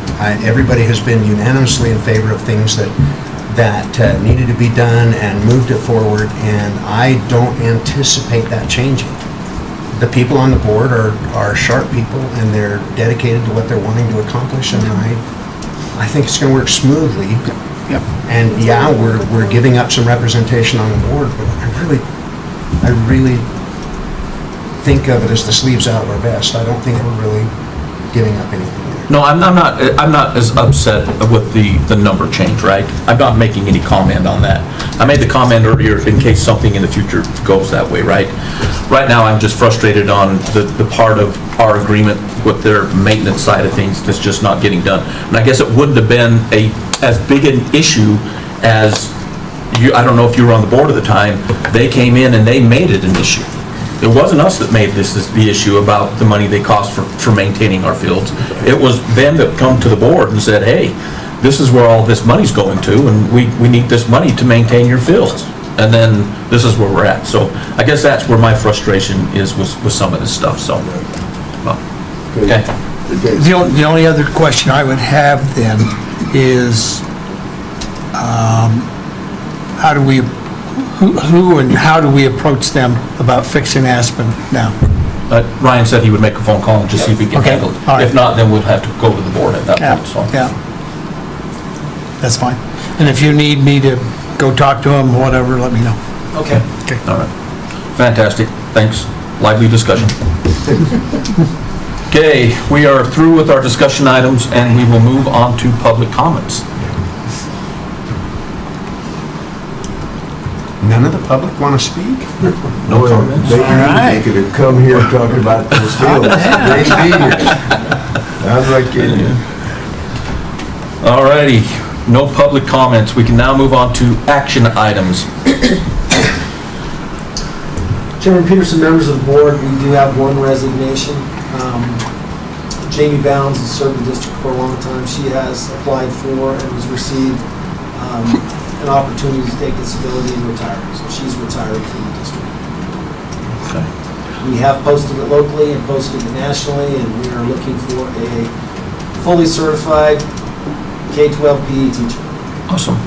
Okay. That's a coach. That's a coach at home. Can coach. Can coach, man. Yeah. Okay. All right, so I need a motion to approve the resignation as identified, interaction items. So moved. Second. I have a motion and a second. Any discussion? All in favor, say aye. Aye. Aye. Any opposed? Ayes have it, motion carries. Going on to action item B, approve second reading of policy IKF, IKFA, and IKF-R. Members of the board, I would recommend that you approve these at second reading. Probably what my suggestion is we table IKFA and bring that up in August. IKFA is early diploma. I just heard from Mr. Phillips that he has some suggestions. The big suggestion is, we talk about a hardship for early diploma. His suggestion is that we define what hardship is. So it doesn't come down to Mr. Kohler or myself or the board identifying what that is. Hardship So is. we'll work on hardship. Did you have any changes to IKF or the other ones? Just a minor one, Constitution needs to be capitalized. In which one? IKF?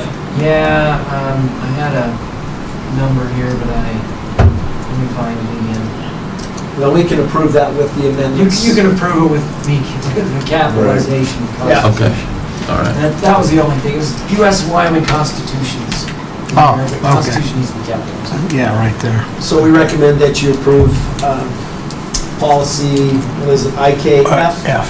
IKFR, and table IKFA at second reading. I don't need to repeat that. Do I need a motion to approve said policies and tabling IKFA? So moved. Second that motion. I have a motion, I have a second. Any discussion? No discussion. All in favor, say aye. Aye. Any opposed? Ayes have it, motion carries. Okay, we're moving on to action item C, the SPED-related service contract. Members of the board, we recommend that you approve the special service contracts that are listed in your agenda. Again, there's not a lot we can talk about those contracts, but these are contracts we've offered in the past. Okay. I need a motion to approve the SPED-related service contracts as identified in our documents. Mr. Chairman, I move that we approve the SPED-related service contracts as indicated. Second. I have a motion, I have a second. Any discussion? All in favor say aye. Aye. Any opposed? Ayes have it, motion carries. Okay, moving on to action item E. We need to approve the second reading of Title IX. Oops, you need D. Oh, D. Oh, I skipped that one. That's all right. I thought we had this discussion about this. It was just like a Freudian type deal going on right there. I had to look right on by it. So anyway, I didn't want to have to deal with it. So anyway, Members of the board, I do recommend that you approve the operating agreement with EPRD with the changes made, recognizing that this is our half of the agreement. They may come back and have other suggestions. They've gotten everything that they sent to Mr. Phillips, I believe, and we've agreed to it. So I think it's good for both parties. As with any kind of relationship, there are some issues we need to work out, and we beat that one to death. so we think we did. So I need a motion to approve the operating agreement with the Evanston Park and Rec Department. So moved. I have a motion. Need a second? I have a second. Any discussion? Please no more. Okay. All in favor say aye. Aye. Any opposed? Ayes have it, motion carries. All right. We had a long, lengthy discussion earlier.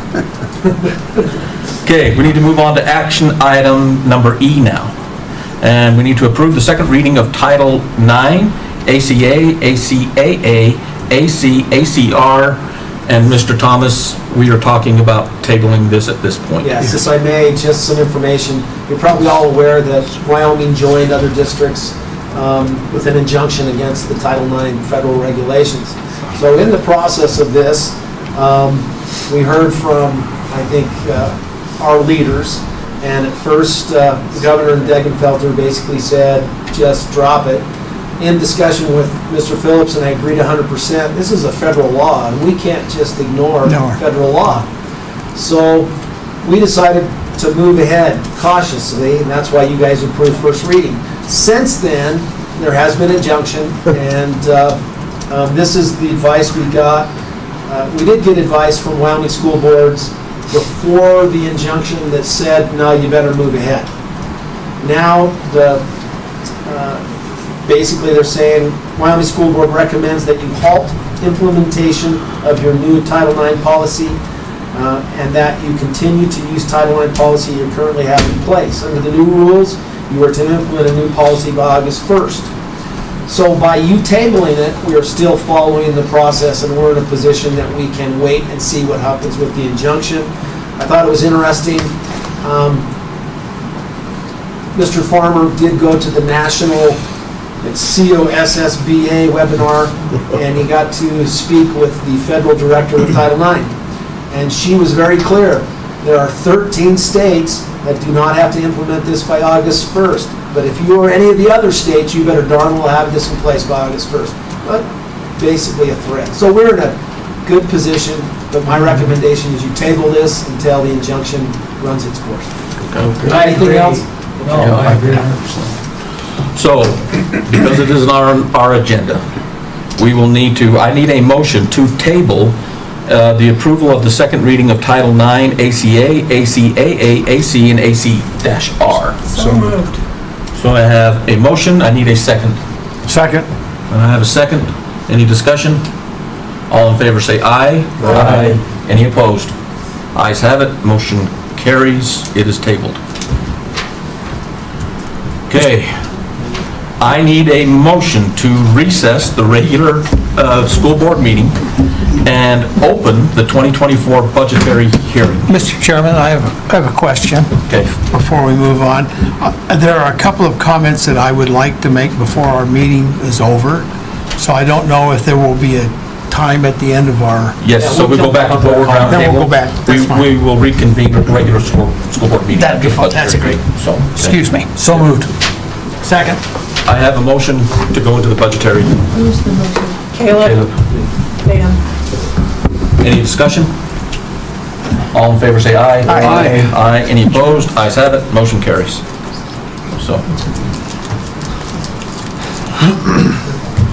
All right. Now you need to open. Now we need to open that. So Tara, don't feel like you have to stay here through this. I see you sitting there patiently, and I'm going, she's a trooper, so. Okay, thank you. Thank you. Thanks, Tara. Thanks, Darrell. Now you need to open the budget session. I just did. No, you didn't. No, we... I said I recessed, and then I recessed regular school board meeting, then opened the 20, I'll do it again. Do you want a motion? Motion to open. I did it at the same time. I did a motion and, for both of them. Does this budget include the reduction of the paycheck for the Dean of Students?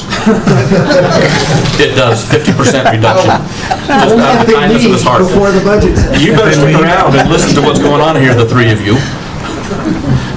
They're kidding. Or Joe. We couldn't get a word out. So we'll do that. So I will go back through it. So I need a motion to open the 2024-2025 budgetary hearing. Mr. Chairman, I move that we open the budget session for 24-25. Second. I have a motion, I have a second. Any discussion?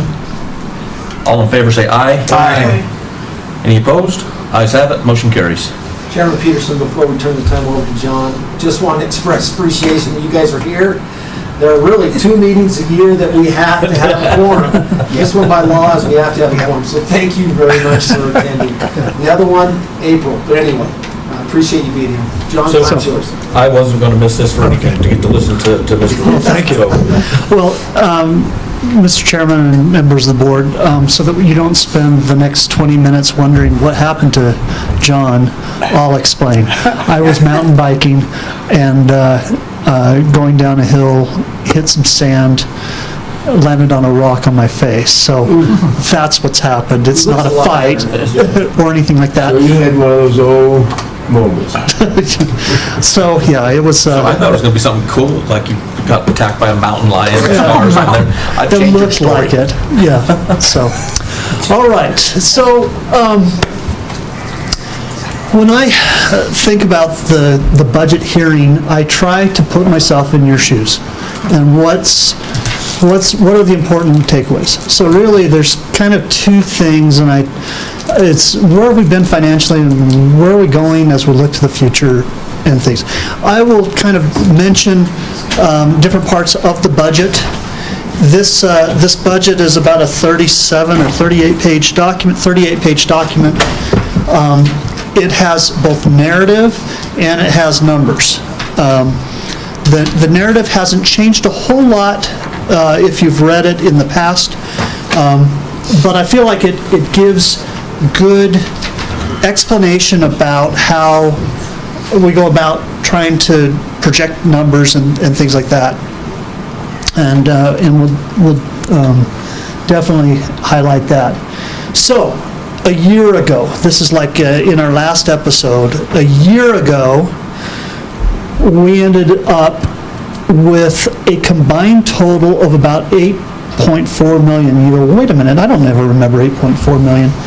Some of that money, we had a fund balance amount of 3.9 million. Okay, that's what ended up in the audited financials. The fund balance, as you recall, is kind of here's the savings amount. And at one time we were at 5.2, we started to move down a little bit. Part of the reason why we're down at 3.9 was we had spent quite a bit for the field and track project and things. The state had also changed, beginning in 2021 legislative session, but starting last year, they said, okay, if you've got oil revenue coming in, you don't get to count it immediately like we have in the past. And I mean, in terms of complexity, the job is ratcheted up like three notches a little bit. And so you had this thing called unearned property, which is money that we've received. It's in our bank, but it has not been levied by the county. So the county says, hey, you mineral companies, you get to pay a certain tax. And that levy amount hasn't hit, but we have received the money ahead of schedule. Okay? So you add the 3.9, you add this 2.4 million of unearned property, which is mineral money. That's what it is. It's not our property taxes and things like that. That's mineral money. And then I have 2.1 million that's net excess collected.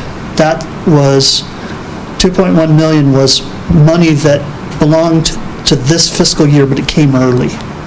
Okay, so that was, you add those together and you get 8.4.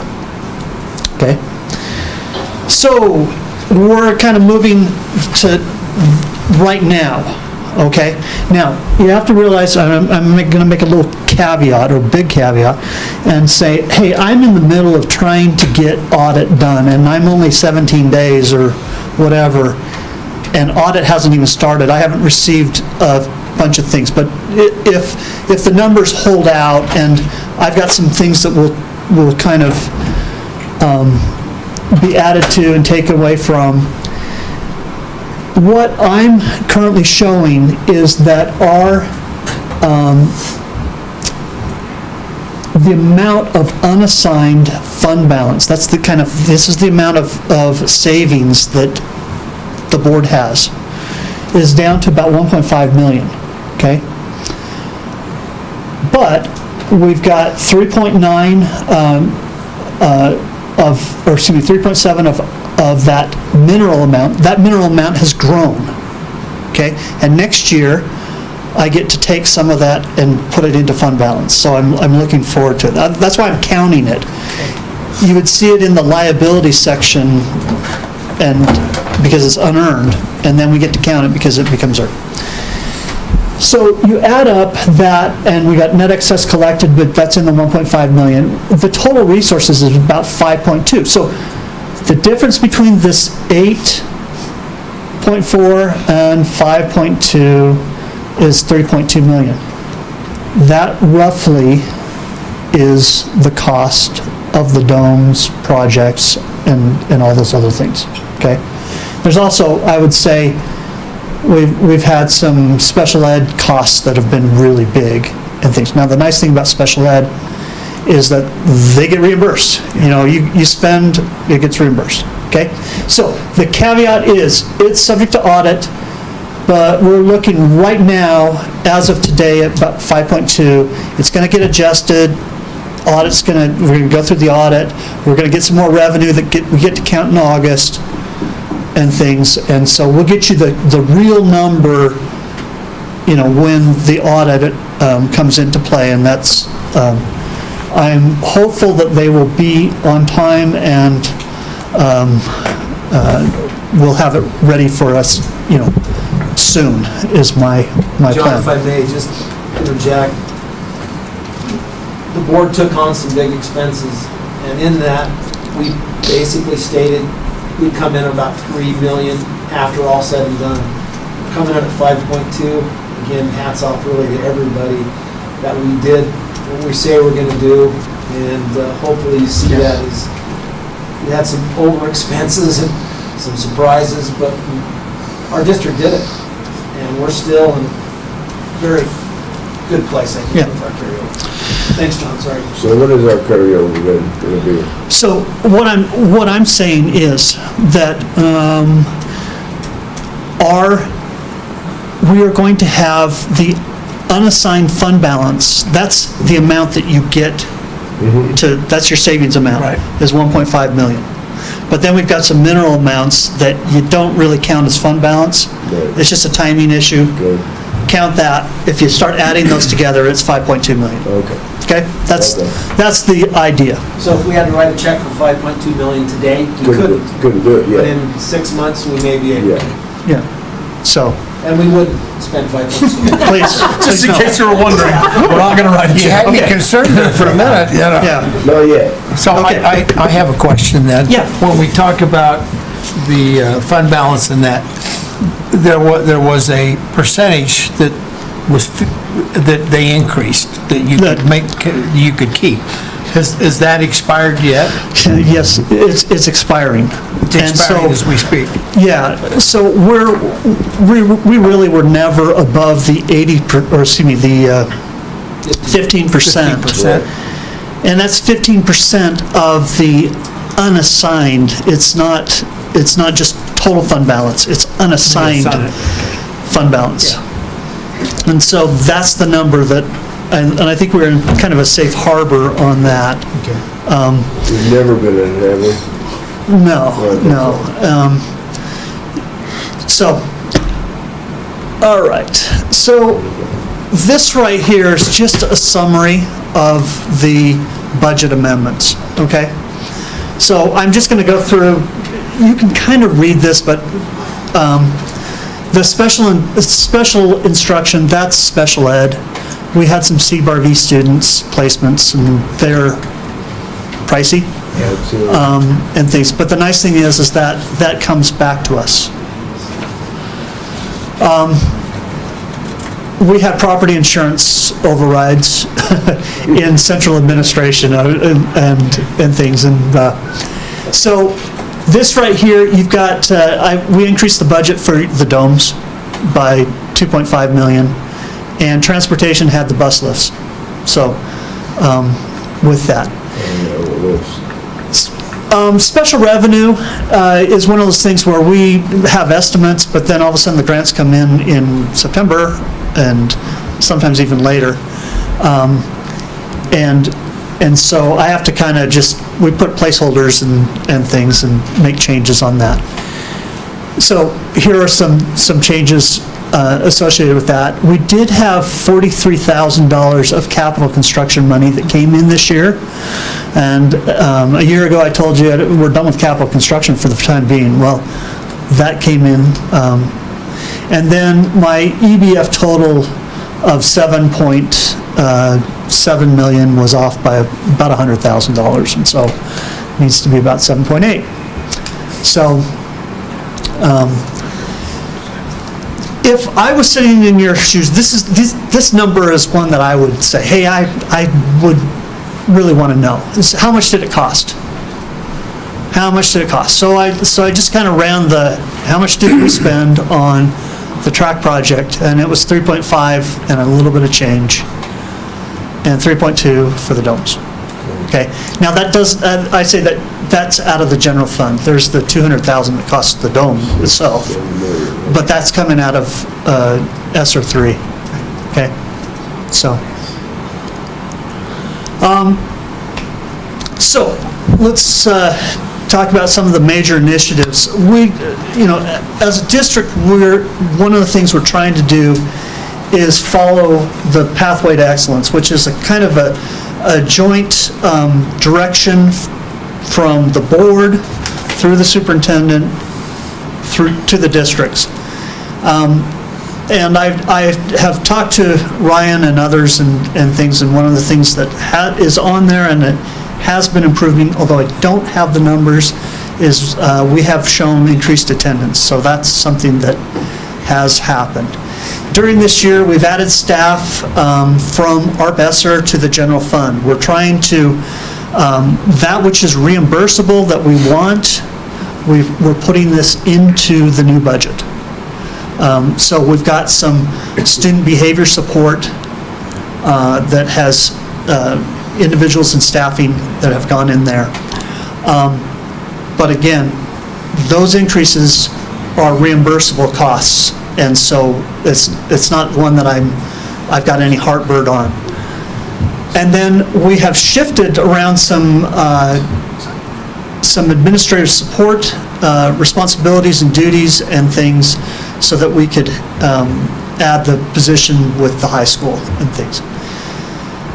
Many of the schools are high reliability going into 4. All of them are at 3, I believe, right? Everyone except Horizon will be certified level 3. We think they'll be certified in the fall. Our 4 elementaries, I think, are all certified level 4. Waiting to hear, but I'm sure that's coming. Yeah. Which is amazing. Yeah. And so this budget represents that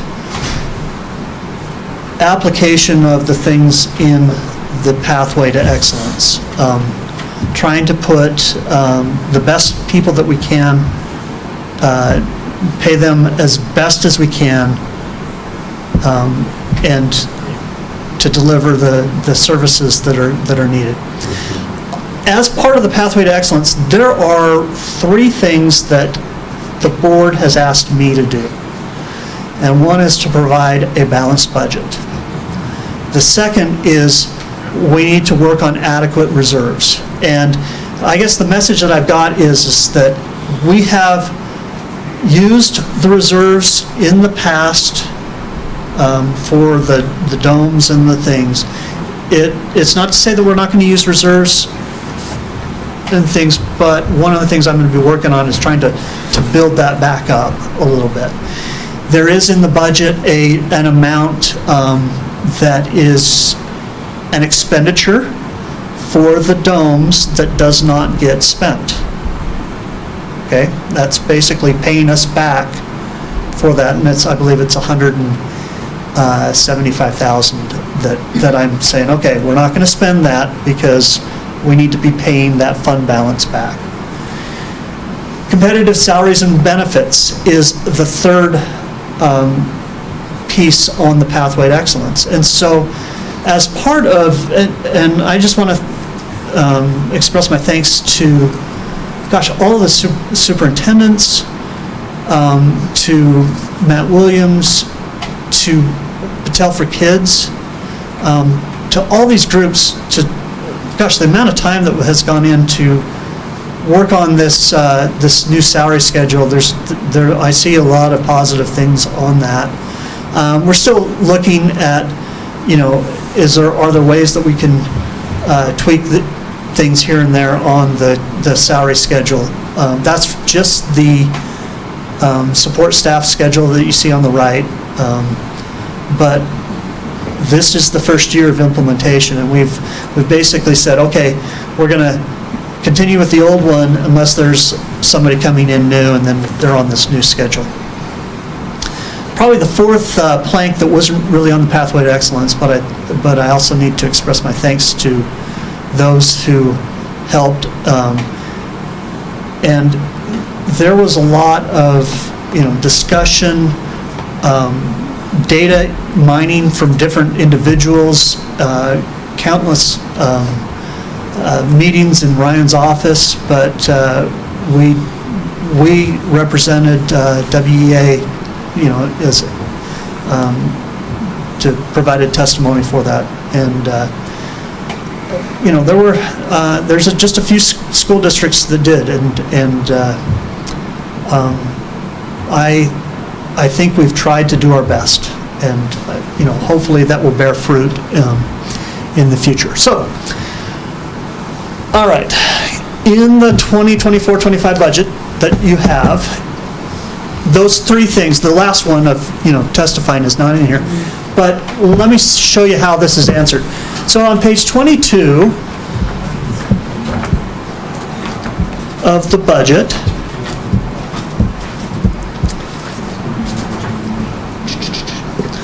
page 22 of the budget looks like this, okay?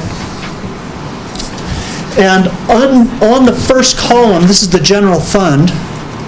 At the bottom, you see a net change of fund balance. That's a balanced budget. It's got a little bit of a surplus, tiny bit. Now, one of the things is that we've got the bus lifts are in here. So I used some of this to augment technology's budget. So that's why it's a little bit shy of the total amount for the bus lifts. But you see that 221,356 in net change in fund balance on page 22. Do you have? Yeah, I was looking at 25, so page 22. Page 22. Okay. You see that 221,356? Yeah. Right. That is evidence of a balanced budget. There's more revenues than we have expenditures. Okay? All right. Page 35.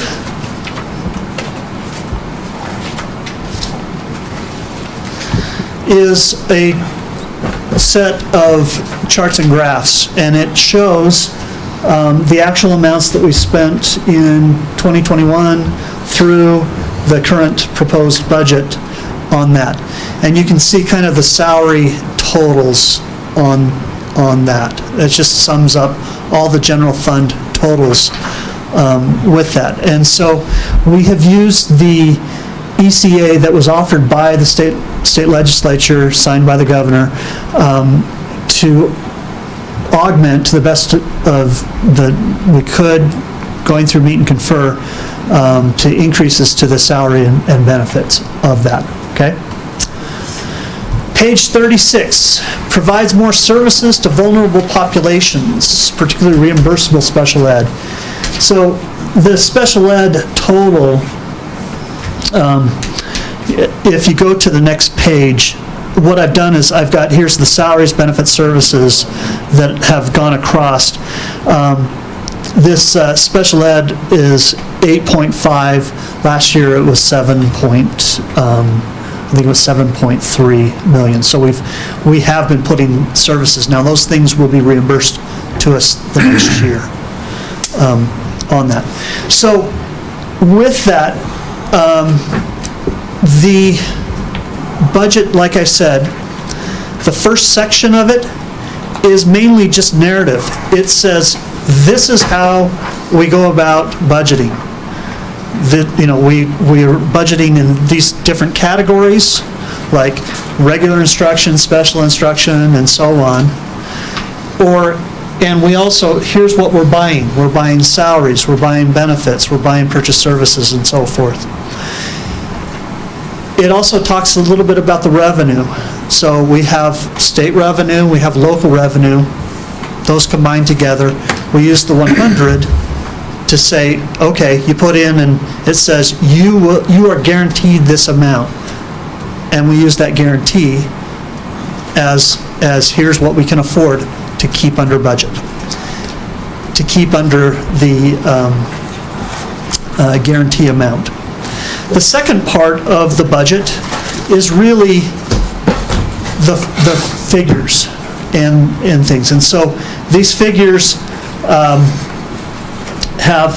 are divided into funds. We have the general fund, special ed, special rev, capital construction, major maintenance, those are your governmentals.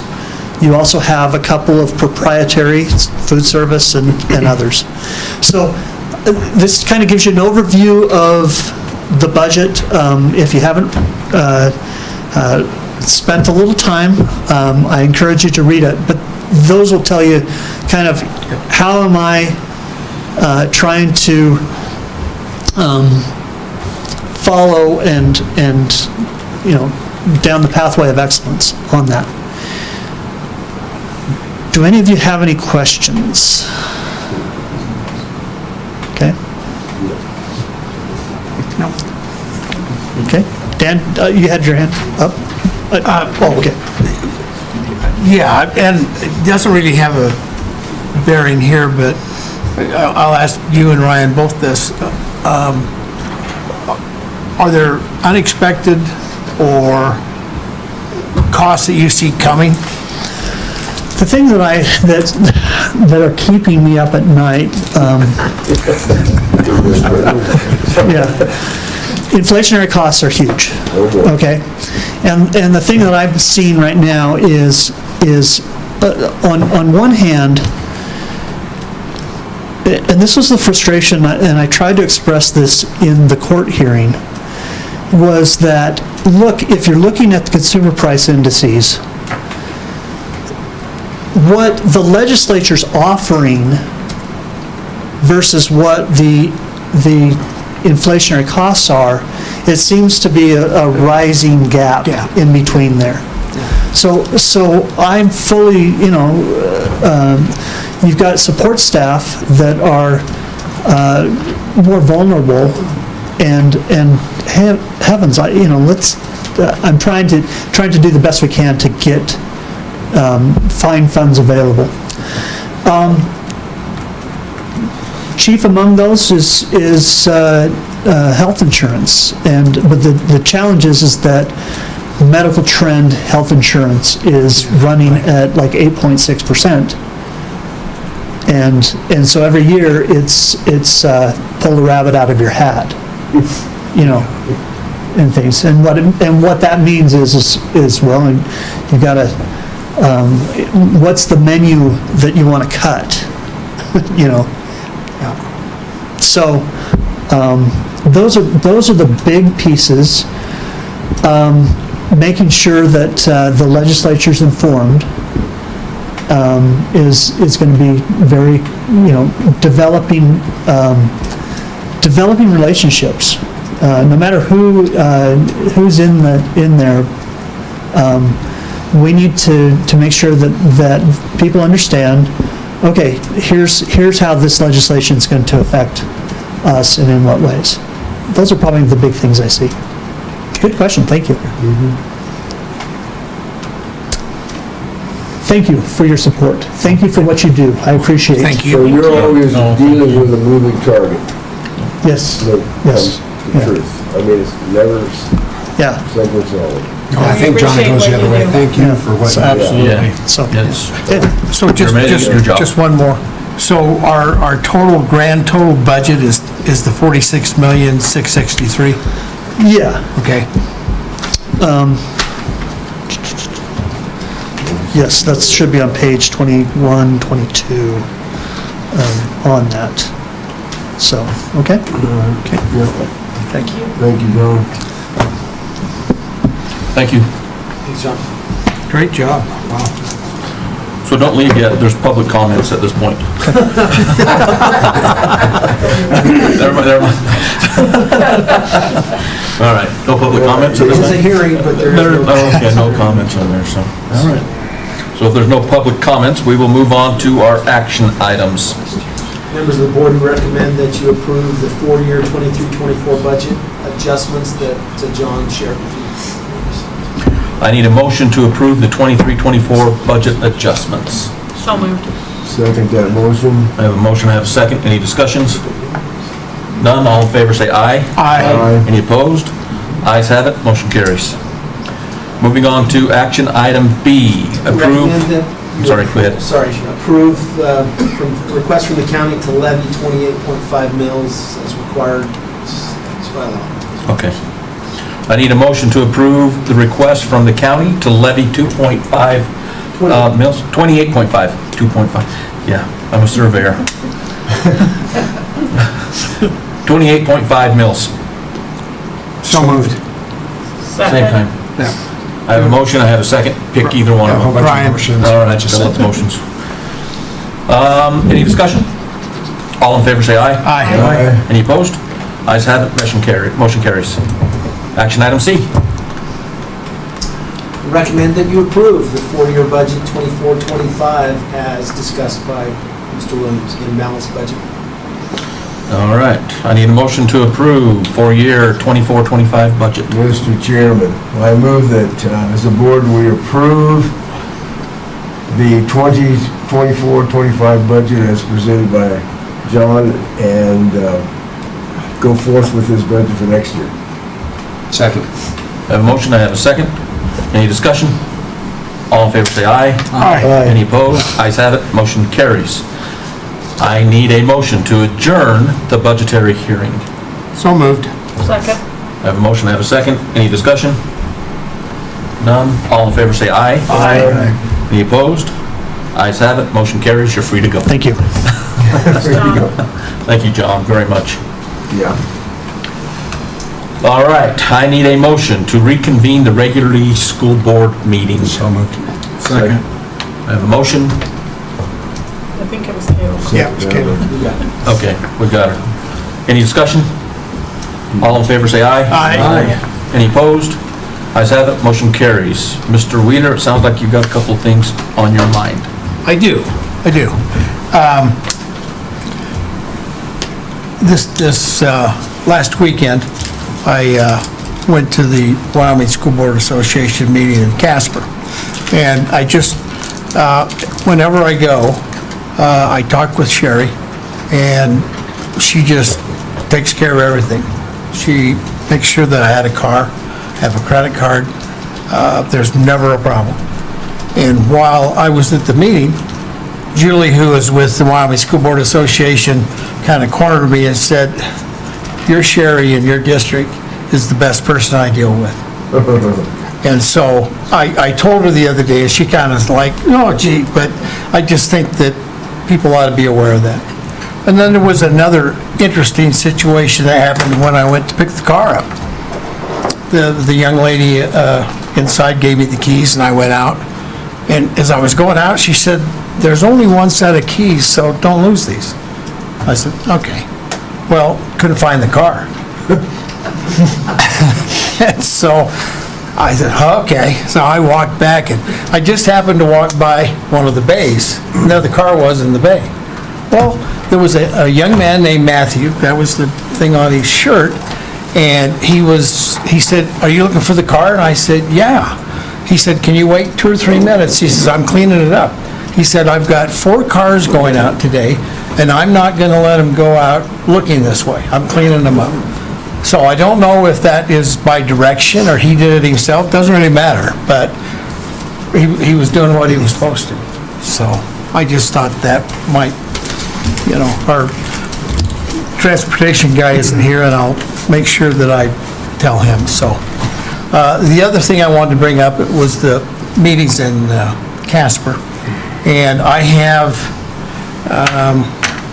and you guys, if you want it, and I'll get with Sherry and we'll figure out a way to get it to you, but there is a lot of good things that they do as far as what was the 2024 Wyoming School Board Association advocacy agenda, and then what the advocacy agenda will be for this next year.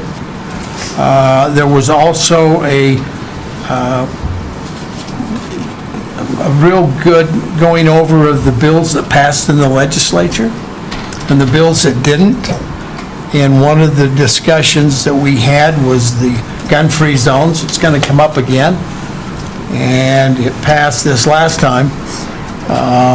No reason it won't pass again, and I'm not just sure the governor will veto it. So that's something we have to be aware of, yeah, and that. So, but if you want copies, what the advocacy agenda and everything is, I can make sure I get it to everybody. so let me know. Yeah, and,